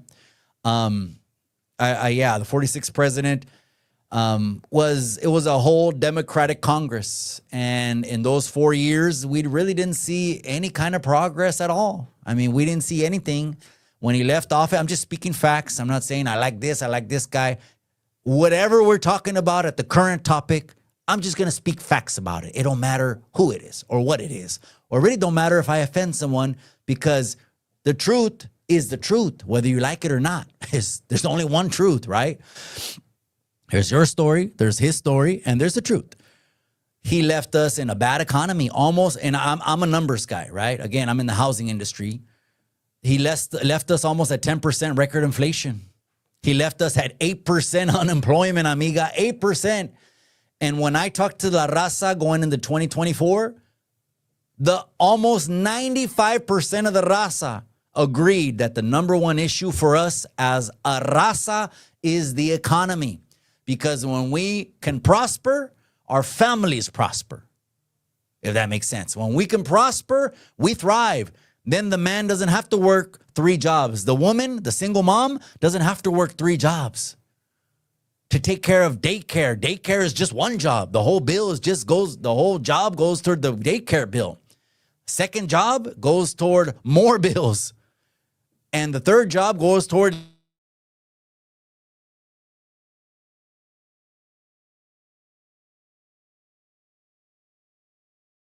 just in my opinion. That's only my humble opinion.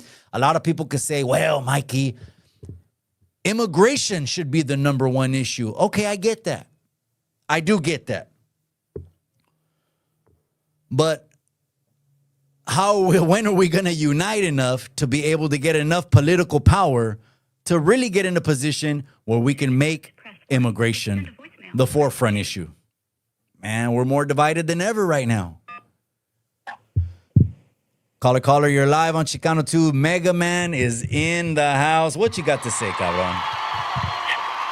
I just, you know what? I just got in right now, and people were DMing me and saying, hey, Mikey's on right now. Because lately, Sydney Night getting ready for the Olympics for 2028. Getting ready for the Olympics or trying out the latest restaurant, cabrón? That too. I love that. Cali Girl Eats and you. I follow you guys. Oh, you guys make me hungry every time I see your post. You know what? This is what we're trying to do, and for everyone to know, because, you know, again, the Olympics are coming to California. They're coming to LA and all. So what we're doing is our goal is to really put LA, Long Beach, California, the West Coast on the map, So wherever we go, because the whole world watches what we do, what we say, what we post, and they want to support everyone. So when the world comes to over here, California, this is the time to make money. This is the time to put difference aside and bring the community together and, pretty much in a way, show love when the world comes. Hey, check out this spot. Check out this spot. Yep. There's a lot of food places. And, I'll tell you one thing, Mikey, when it comes to food brings humanity together. You ain't lying about that. Hey, I want to get your opinion on brown issues. Cesar Chavez and the whole Dolores Huerta thing. I know you think things through. You're a critical thinker. I want to believe you deep dived into that whole thing. Can you let us know, what did you think of the whole thing when it happened, and what do you think it's really about? Oh, it's a divide and conquer. At the same time, I still want to see proof and facts and all. And again, with the midterms and how the Democrats are, they'll always be scamming people. And the thing is, I'll say this very bluntly. I'm not a blue. I'm not a red. I'm independent. I'm for humanity. And I don't care about the divide and conquer. And that's why I don't post a lot of what's going on with Cesar Chavez, because, again, I want to see the proof. People can say what they want to say. Was there a diary? How come she waited too long and all that stuff? And I see people in LA want to change the sign to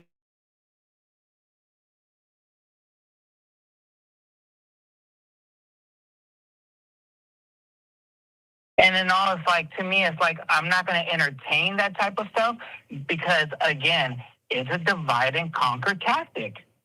Okay, but what about the two young girls that were minors that said they came forward back then and they buried it, and they said their statement now was, we came forward back then and the story hasn't changed. He did do that to us.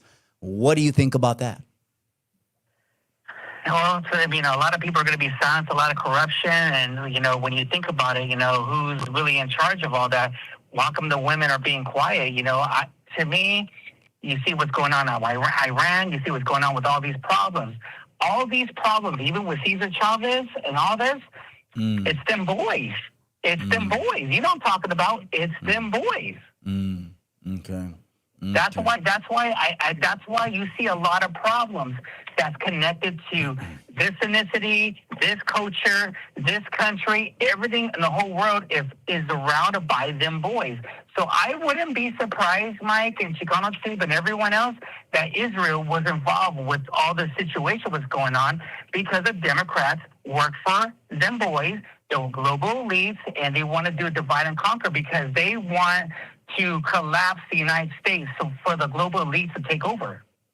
That's why, in a way, they're pushing so hard on the blacks and the Latinos, because they're so easily emotional. They have ego. They get mad. So it's like what American Cholo said: the real pimps are the politicians, and they're playing the strings when it comes to our people, when it comes to blacks as well. Cesar Chavez, keep him or cancel him? Again, I'm not going to, I can't, man. I have to see the proof. People can say what they want to say, but why is it people so quickly to judge the next day and start taking everything down? I want to see. There was a post, I don't know if it's the Foods Committee or someone else. I'm just saying that they said this is a scene where it happened, where they showed the bed.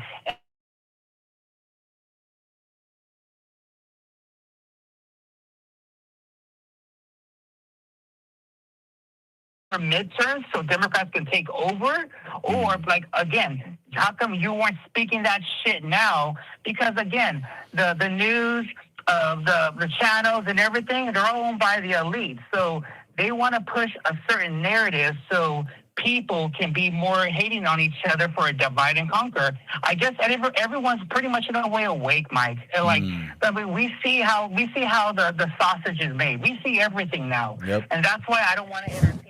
That's why you look at my page, I don't post that stuff, because like how you said, I want to see fucking proof.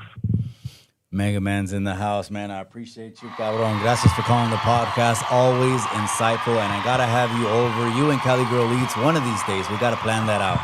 Oh, let's make a day, and when you come over here, let me know, because Cindy and I, we want to schedule a day to go over there, and you and I, and your wife and my lady, we can have dinner. We can have a 7 or 6 hour conversation and just focus. And just whatever we can do to uplift our people, but also uplift humanity. That's right. Mega Man's in the house. Don't forget, tune in, everyone. Long Beach Social Experiment. Long Beach Social Experiment on all platforms. Gracias, cabrón. I appreciate you. All right, stay blessed, and stay blessed to all the people around the world. Ándale, pues. Bendiciones. Talk soon. Bye-bye. Bye-bye. Mega Man's in the house. All right, you guys, let's go back to more Chicano reactions. This one right here where the guy's saying nopal, nopal. I don't know. Nopal.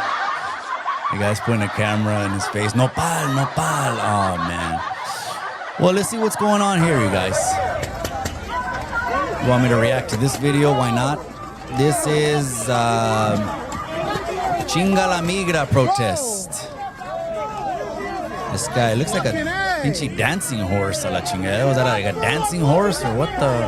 Give him a couple of little patadas. Didn't look too strong, but I'm just giving you a Chicano reaction if that's what you guys want. Let me see. So the guy did a little horse dance, patada. They got the nightsticks. A lot of those nightsticks right there are traumatizing the people, because some people got hit with those nightsticks back in the 50s, 60s, and even in the 70s. So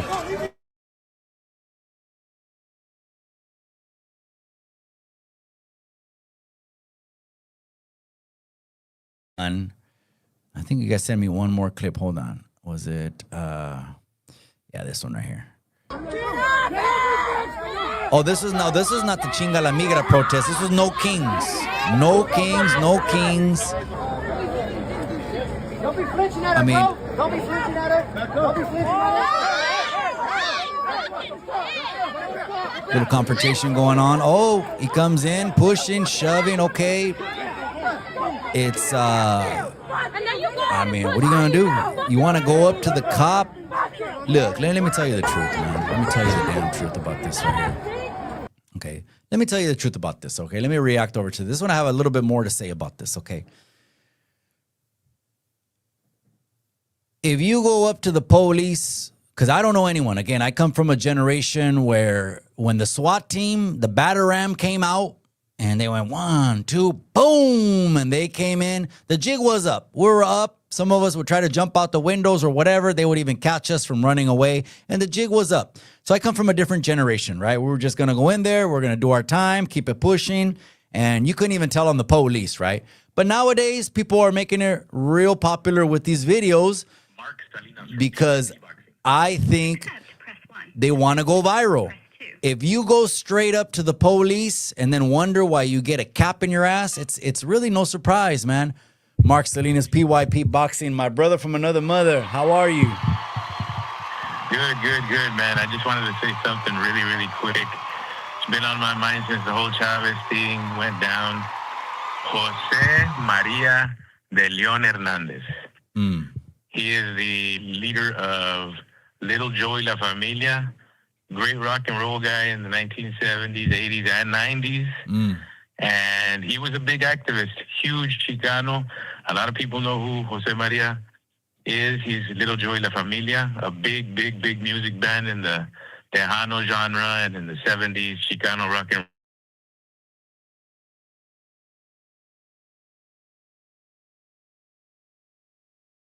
roll. In Texas, he was the one that brought to light the Santos Rodriguez murder in the 60s when a cop had him play Russian roulette with his little brother, and his brother shot him in the face. So Jose Maria, he's been fighting for Chicano injustices for a long time. Actually, Little Joey La Familia started in the Bay Area.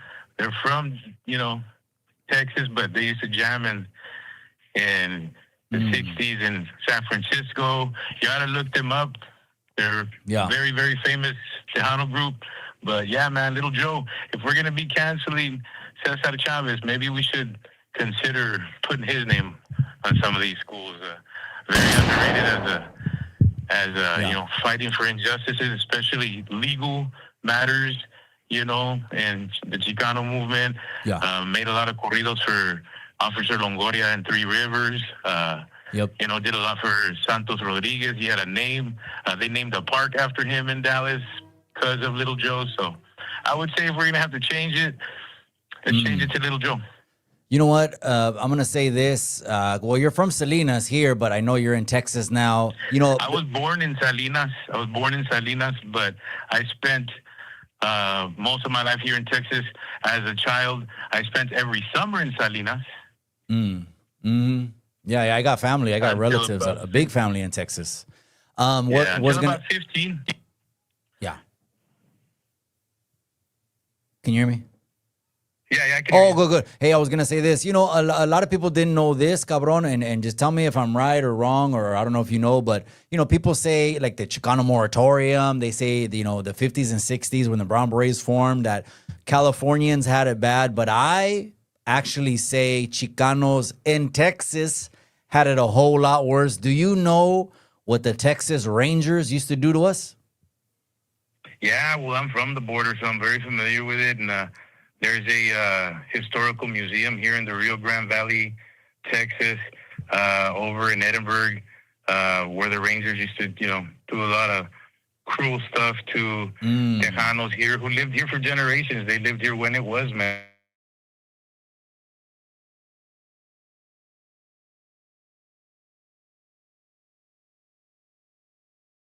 36.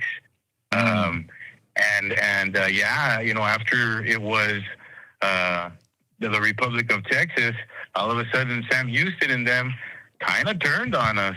And in reality, man, Sam Houston and those guys, they did do good to some of the Tejanos around here, especially the ones with big ranches and stuff. But the poor ones were the poor ones, and they got treated pretty bad.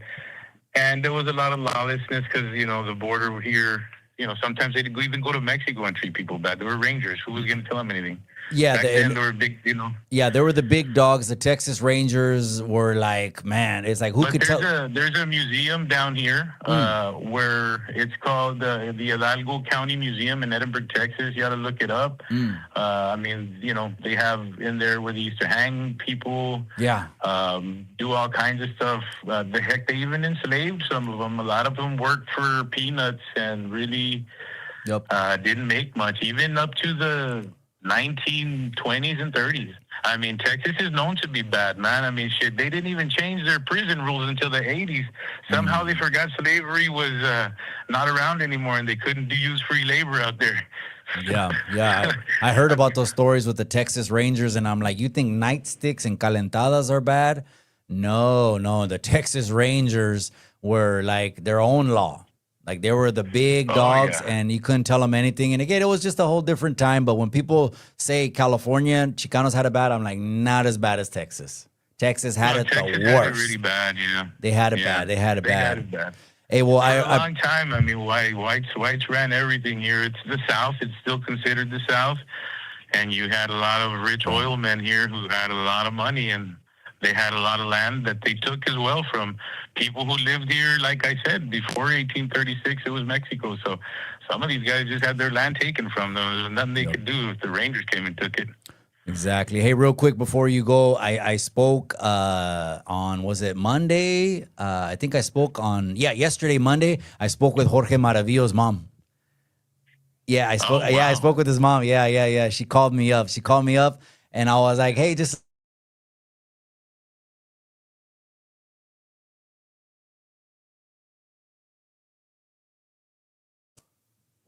Yeah, 12-0-1. 12-0-1. 12-0 with one draw. What a performance, man. Yeah, what a performance. And I know you got the media credentials to get in all the DAZN events, cabron. So, shout. Yeah. I also do, because I work with Fight Hype now, so I'm able to go to these Zuffa ones, and I've gotten kind of inspired to go. But, man, what about this kid from Salinas, Maravilla? The kid goes out there, and it seemed like the whole moment was just way too big for him on Paramount, and losing all the rounds. And I don't know if it's his family there in the corner or something. The guy, basically, gave him the classic, kid, you're blowing it. You're blowing it. Comes out there, knocks the guy out. How about that, man? Yeah. Great performance by this kid. Did you see Roy Jones Jr. tell his fighter? What did he tell us the other week? What did he tell him? He was in the corner. He told him some real talk. What did he tell him? Real quick before you go. What did he tell him? He told him. He told him that he had to let his hands go. Man, you paid for this. This is a business. Yeah, but he cursed, right? He said, "You want to quit or you want your son?" I forgot what he told. I don't know how Paramount's gonna handle all that cursing. I know. They're gonna need to do something. You know, HBO was HBO, but Paramount. You know, that's the name. Yeah. You know, when it's they own Showtime, right? But Showtime, you could curse. Paramount's known for keeping it, you know, public TV-ish, and they're gonna have to do something to maybe delay a second or two to come up with some bleeps or something. But yeah, he was cursing them. Hey, great show and thank you, great performance by that Salinas Salinas kid, and man, your show is getting better month by month, man. Hey, thank you, Carnal. I'm inviting you, Cholo Trucker, and Mile High Hustle to commentate if you guys are available September 12th. But we'll talk about that in the summer. It's definitely going to be September 12th. I think Alvarez is going to fight that night, but you might have to be at the event in person. So you know, I can tell you right now, you can count me in for that. Oh, nice. Online right now, I'll tell you. UFC Boxing is in. We're in there, man. I'll do it. September 12th. We'll see you in Upland. Gracias. I appreciate the call. All right, buddy. We'll see you. Ándale, buenas noches. Bye. All right. My brother from another mother, Mark Salinas, from Salinas. All right, let's go over to this clip, you guys. I'm going to kind of just go through them and give you some Chicano reactions over here. I see Faded.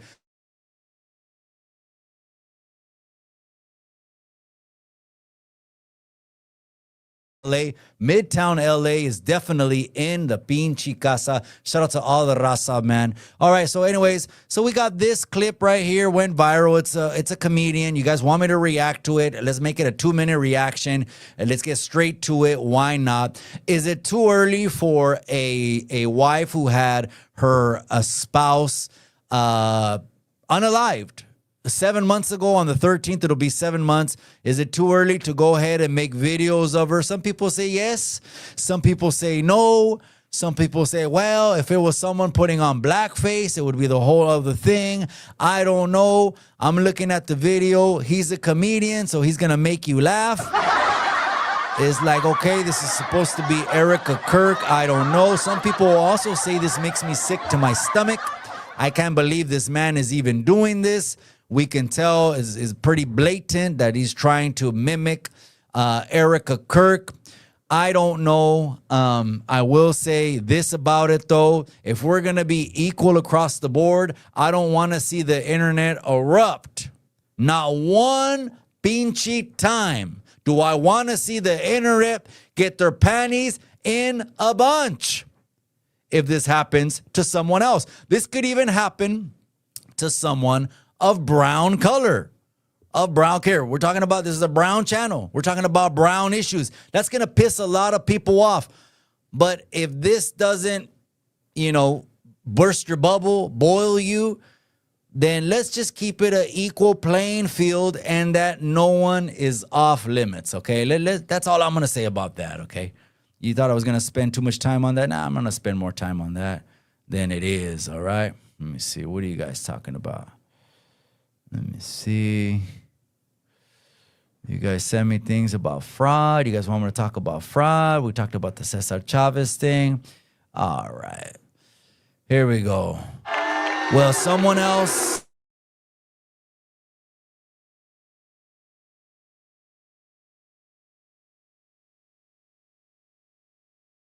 loves the highlight when people fall from grace. That's why the ratings have absolutely tanked for the news. I mean, the only people that are watching the news son los ancianos that can't even get out of their chairs. I mean, that's the only people that are watching the news, right? The rest of us go on the internet and get the news from the internet, right? So those ratings have absolutely tanked. And so we have this one, Congressman Tony Gonzalez, and he is actually out of Texas. I think he's out of South or West Texas. I think his district is either South or Southwest Texas, right? So this is by way of the food community. Shout out to the food community. It's another Raza podcast. There's not too many, right? There's the food community. Of course, we have American Cholo, and American Cholo is actually a positive voice of the raza.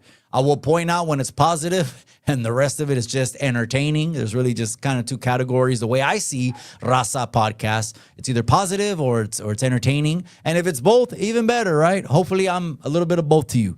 So Congressman Tony Gonzalez is facing backlash from politicians after alleged texts show him asking women for nudes. Fall from grace, fall from grace. Let's go ahead and read what Food Community has put out there. And I want to give a shout out to Top Food, shout out to Compa Raider, and shout out to Prime God 87. And who else have they had on the podcast? Well, those three are the pillars of the podcast. Shout out to them, man.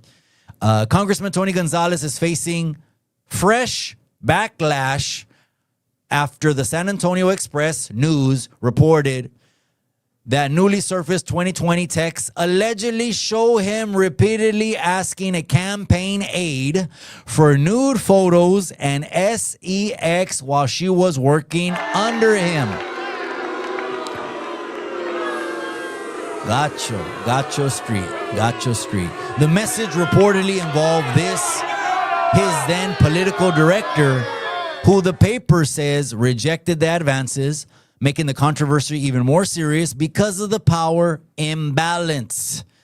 So basically, it is, again, another situation where it's men of influence are in position of power, using their power.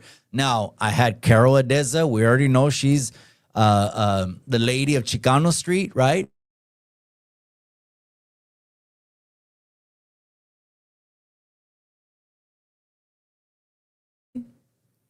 She said, let's take accountability.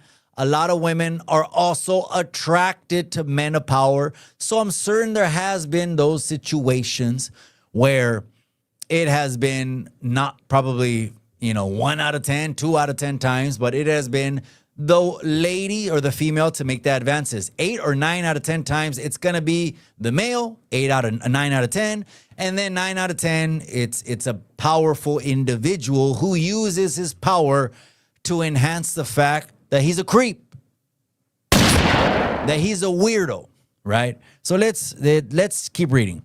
The report adds to a bigger scandal already surrounding Gonzalez, who previously admitted to an affair with congressional aide Regina Santos Aviles, and is also under a House Ethics investigation. Now, I want to ask the people this, because we're talking about Cesar Chavez, right, earlier. And maybe men will give a different opinion than women. But I want to hear you guys as we wrap this up, right? Let's wrap this up in a couple minutes, right? How much should we separate a person's morality from, say, any kind of good that the person is doing, especially when it was something like Cesar Chavez's legacy, when it was trailblazing labor rights for La Raza, when no one else had picketed for labor rights before Cesar Chavez. We had never progressed on labor rights before Cesar Chavez if it wasn't for the prolific figure, again, like Hermana Rebecca was saying, not idolizing the man, though a lot of people, the murals are everywhere. People have the tattoos of him, the huelga bird, which is a sign of resistance, etc. Those are very prominent. Not idolizing him, but again, back to what I was saying. How much should we separate the two things? Is Tony Gonzalez, if he made a huge impact for La Raza, would we be able to separate?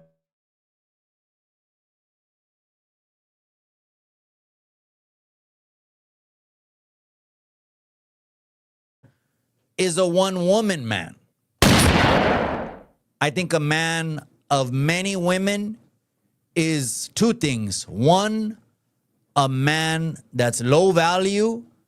Two, is a man that's weak, has no temperament, has no self-control. And I get it. We're all men. Trust me. We all feel the same things. We all have the same pinche brown blood flowing through our veins. It's red, but you know what I mean. Brown blood.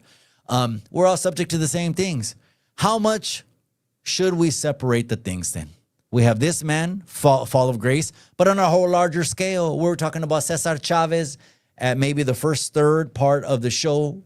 And then for some reason, I ended up going back into some Chicano history, but it is what it is. How much should we separate the two? I want to ask the raza that before we go, and we're going to wrap it up in the comment section, man. So let me go back to the comments. Here it is. J-Dog Raza says, the two girls only came forward to each other back then. Oh, okay. Is that a fact? Is that how it happened? In the 80s, they said one of the relatives confronted Cesar back then with the board of United Farm Workers around, but that's not corroborated. Okay. If that's a fact, then okay, I get that. I absolutely get them. 1121 Jesus says, keep him. Don't paint over him. I was just saying this, Jesus. Again, not trying to impose this on anyone. I was just saying in Salinas, California, which Cesar Chavez last conversation with Dolores Huerta, a couple hours before he passed away. A couple hours, believe that. He told Dolores Huerta in his last conversation with Dolores, he was in Yuma fighting a lawsuit for the United Farm Workers. He told Dolores that I'm going to go to Salinas and get some testimonies to be able to help the case out back in Arizona. And when he hung up the phone with Dolores, he passed away a couple hours later. So I said this, Jesus, I said, you, and I joked around about it, right? Paint the wall, we'll paint your, I was just joking around it, but it's more, the movement is bigger than one man.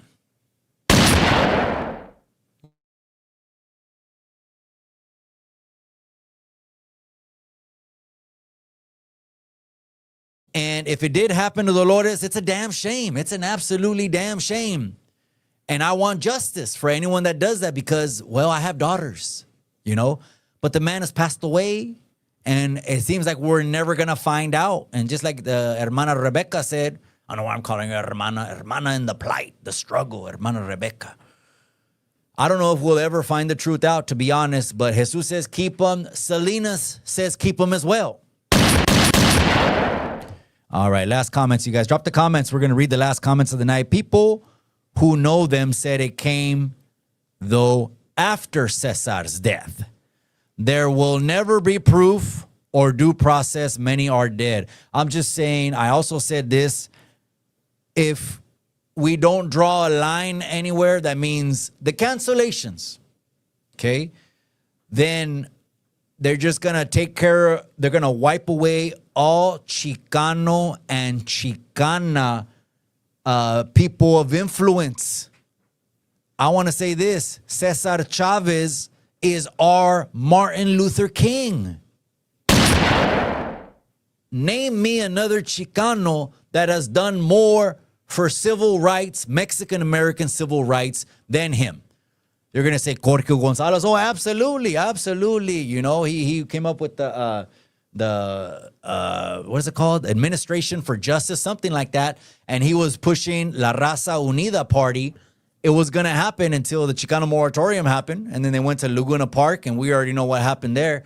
The police ran into Laguna Park at the moratorium when there was thousands of people there just vibing. They had music, they were eating, they were dancing. And again, it was a vibe out there. Chicanos were together. And I believe the police came under a false pretense. Hey, this is what they said. They did a beer run. A couple of youngsters did a beer run, and they ran into the park. So now, and there's so many people at the park, we can't arrest them. We're going to designate this an unlawful assembly. Okay, and then you want to bring in 400 huras? 200 people got arrested. 68 people got busted upside their heads and sent to the hospital. And remember Ruben Salazar?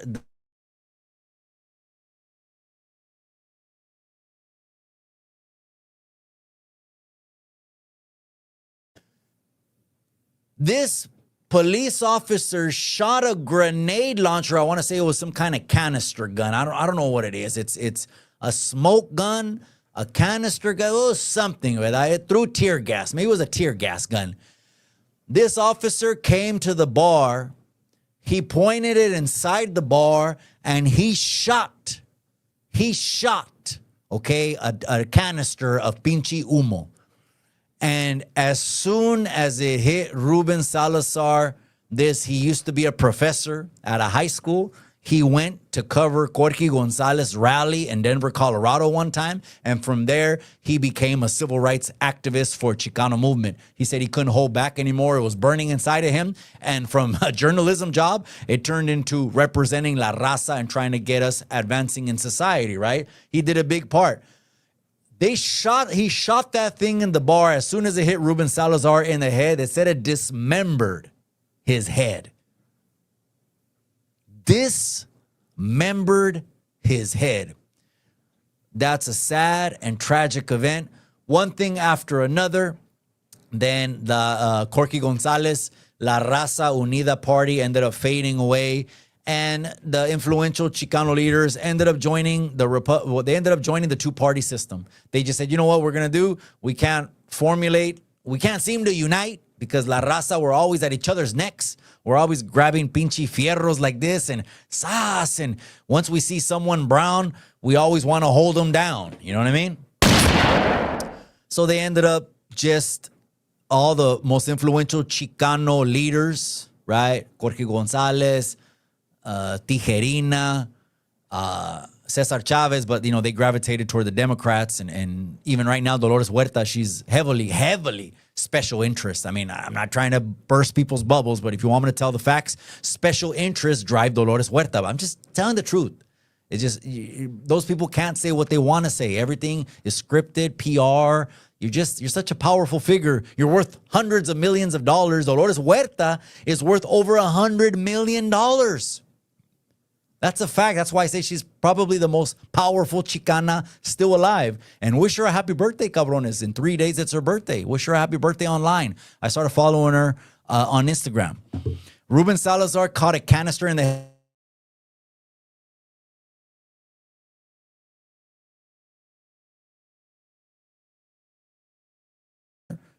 It seems like the Raza hasn't been able to unite. The closest thing we ever had here online, and I'm guilty of it too. I have to, speak the truth. I'm very guilty of it, true.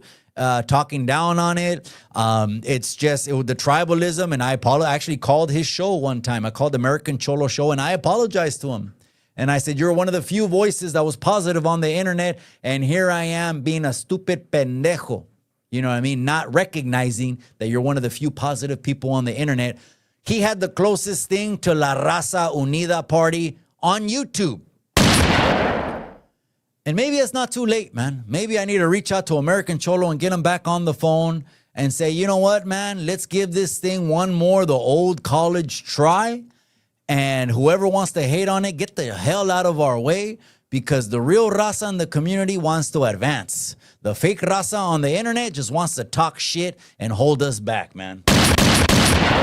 All right, anyways, last comments of the night. Let me see. Mexicano says, Viva la Raza. That's right, my boy. That's right. Brown and proud, huh? Watson's in the casa. That's right. Midtown. That's right. Vámonos. He says, Junior G says, man, sitting in that convertible right there, cabron. Murdered out wheels. That's right, cabron. The 14th Amendment only exists because of Mexico. Vicente Guerrero, first Afro-Mexicano president of Mexico, etc. That's right. Giving a little piece of history right there. You know, I had Wayward Son on the platform, the grandson of Benito Juarez. Imagine, I don't know, another cabron brown at that podcaster in California that's had Mexican royalty. Oh, you know what? I didn't tell that story. Let me tell that. I think I forgot to tell that story. Wayward Son said it was okay for me to tell it. So Wayward Son gets a phone call one time. Pinche caller ID says federal government. Wayward Son gets a phone call. The caller ID says federal government. He's hanging up some sheetrock because he's like a contractor, right? He's a builder. He's a contractor. He said, and I'm paraphrasing it. I don't know, all these details could be not exact, but I'm just paraphrasing it. He's hanging up some sheetrock. He gets a phone call, federal government. He's like, what the hell, federal government? He picks up the pinchy phone, and Wayward Son says, are you such and such and such? They asked him.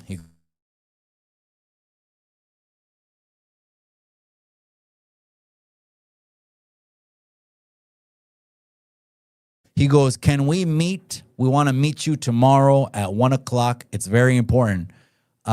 Sure. And so they went over to a Starbucks.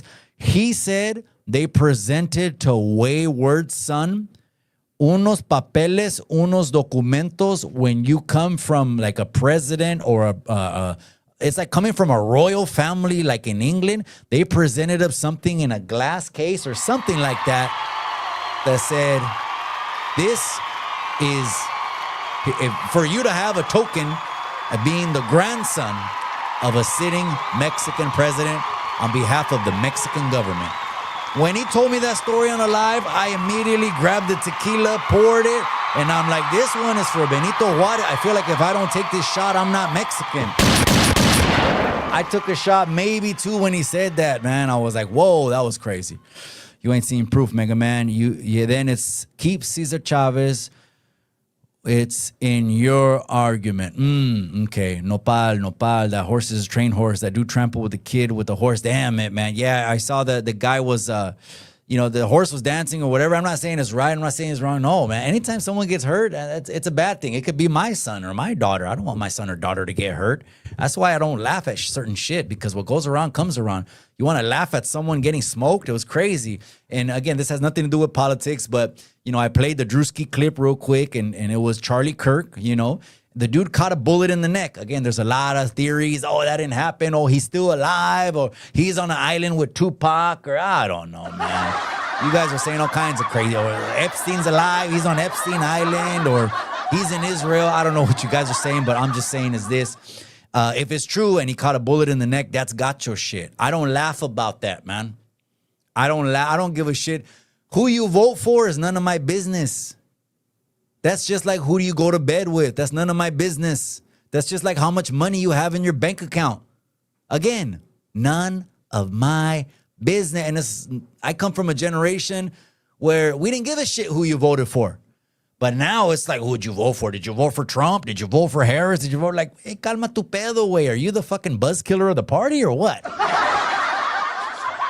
Treaty of Guadalupe Hidalgo, the people of no color didn't respect the legal treaty. That's also what 14 is also based on. Yeah, so that, a lot of people didn't know that. That's actually the beginning of the Chicano movement way was, I believe his last name, don't quote me on it, but Reyes Tijerina. He led a revolt and saying that it was unconstitutional for the U.S. government to take the land, which a lot of people say Aztlán, right? A lot of people say the Mexica migrated from Aztlán, which Aztlán is the southwestern states, right? They call that Aztlán. Again, Chicano artists in the 60s made it real popular. Aztlán, the temples, all of a sudden like this, the little homie over here with the eagle warrior homie right here, you know what I mean? They started painting murals with the eagles and jaguars, and it just made you proud. It made you proud to be a pinche Chicano, which I hope is something that I'm also pushing on this channel as well, man. You let your children, again, I'm glad it's not the 50s and 60s. I don't know what the hell it would have been like back then. Maybe I would have took out a cop in resisting, and maybe I would have got a life sentence and never been out. I don't know what I would have done in the 50s and 60s, right? I had Carlos Montes on the podcast, though, and he's one of the founders of the Brown Berets. He's the one, because of the beatdowns and calentadas that the Chicanos were getting in the streets, because he said they were getting pushed out of the high schools. So they were like getting forced to drop out, either that or they were sending them to Vietnam. So they were just hanging out in the barrios. And he said the police would come, like crash units, rampart, and would just beat them down for no reason, just for being Chicano, brown, and dressing the way they were dressing, right? A lot of people think Chicano clothing is like something, it's its own estilo, right? But a lot of people didn't know Chicano clothing is really because it was the most affordable clothes. Wearing that, like wearing what grandpa wore that was super comfortable, that's Chicano clothing. It was the most comfortable clothes, and it was the cheapest, the most economic clothes. They just see that we have a little bit more estilo with it, that Not only were we going to get grandpa's clothes with it, the white shirts and the khakis, but we were going to crease them up. We're going to grab that iron. And of course, we're going to throw some shellac on the hair. They didn't see that one coming. You know what I mean? It reminds me of the movie Outsiders, right? That one dude said, man, that dude's so greasy. He goes to the haircut barber shop to get an oil change. All right, last comments of the night. You know the CIA and the FBI never found out on him. Yeah, so they ended up, it's the CIA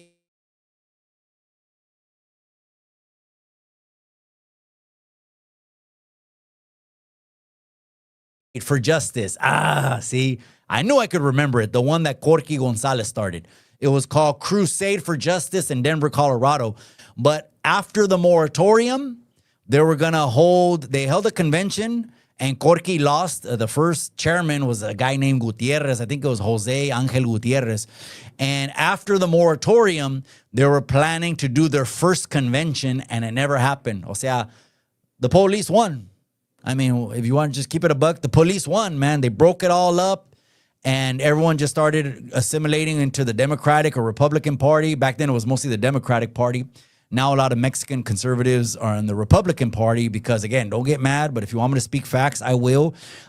Mexicans are more conservative than they're liberal. And I don't want to get anyone offended, but Mexicans are just more conservative by nature. We're family. We have big families, okay? We're not trying to matar los pinches niños en los estómagos again. I don't want to touch that subject. That's the ladies and their bodies. But we're a lot more conservative. So to each his own, right? So anyways, but back then, the Democrats were more conservative. Back then, the Republicans now were the Democrats back in the 60s. I don't know if that makes sense. And now it's kind of like, whatever. It's the same animal, two pinchy heads. I don't know, man. Brown and Proud, look who just came in the house. I appreciate you, Machete. Brown and Proud, Dios, Familia, y Cultura. Let's keep pushing it, man. Brown Issues, you guys, episode 1. I'm always going to open the platform for the people. This is the people's platform. You don't have to agree with me. And even if you don't agree with me, I'm going to give you a voice. Because everyone has a voice. If we can't unite, we can't advance. Everyone has a seat at the table. I don't care your philosophies. I don't care your ideologies. This is the last place where I'm going to try to shove it down your throat and say, you got to believe this, you got to believe that. I'll tell you ultimately what I believe, but I will ultimately tell you the only way we can get things done is to sit at the same table, unite, and move forward. That's the only way we're going to get things done. Just to keep it a buck, man. That's right. Gina Maria Marquez says, there's a dicho, I like to say, el enemigo de un hispano es otro hispano. Absolutely. That's why, again, La Raza Unida Party, amiga, it fizzled out, man. It fizzled out. It only lasted 4 to 6 years. I'm part of the Hispanic Assembly. I am part of the Hispanic Assembly. And the Hispanic Assembly is the oldest coalition of Chicanos now. So I am part of the Hispanic Assembly. I will say this, it is a conservative movement. It is a conservative movement. But again, I'm not here to push down anyone's throats at all. You guys vote for who you want to vote for. I'll tell you who the best candidate is, in my opinion.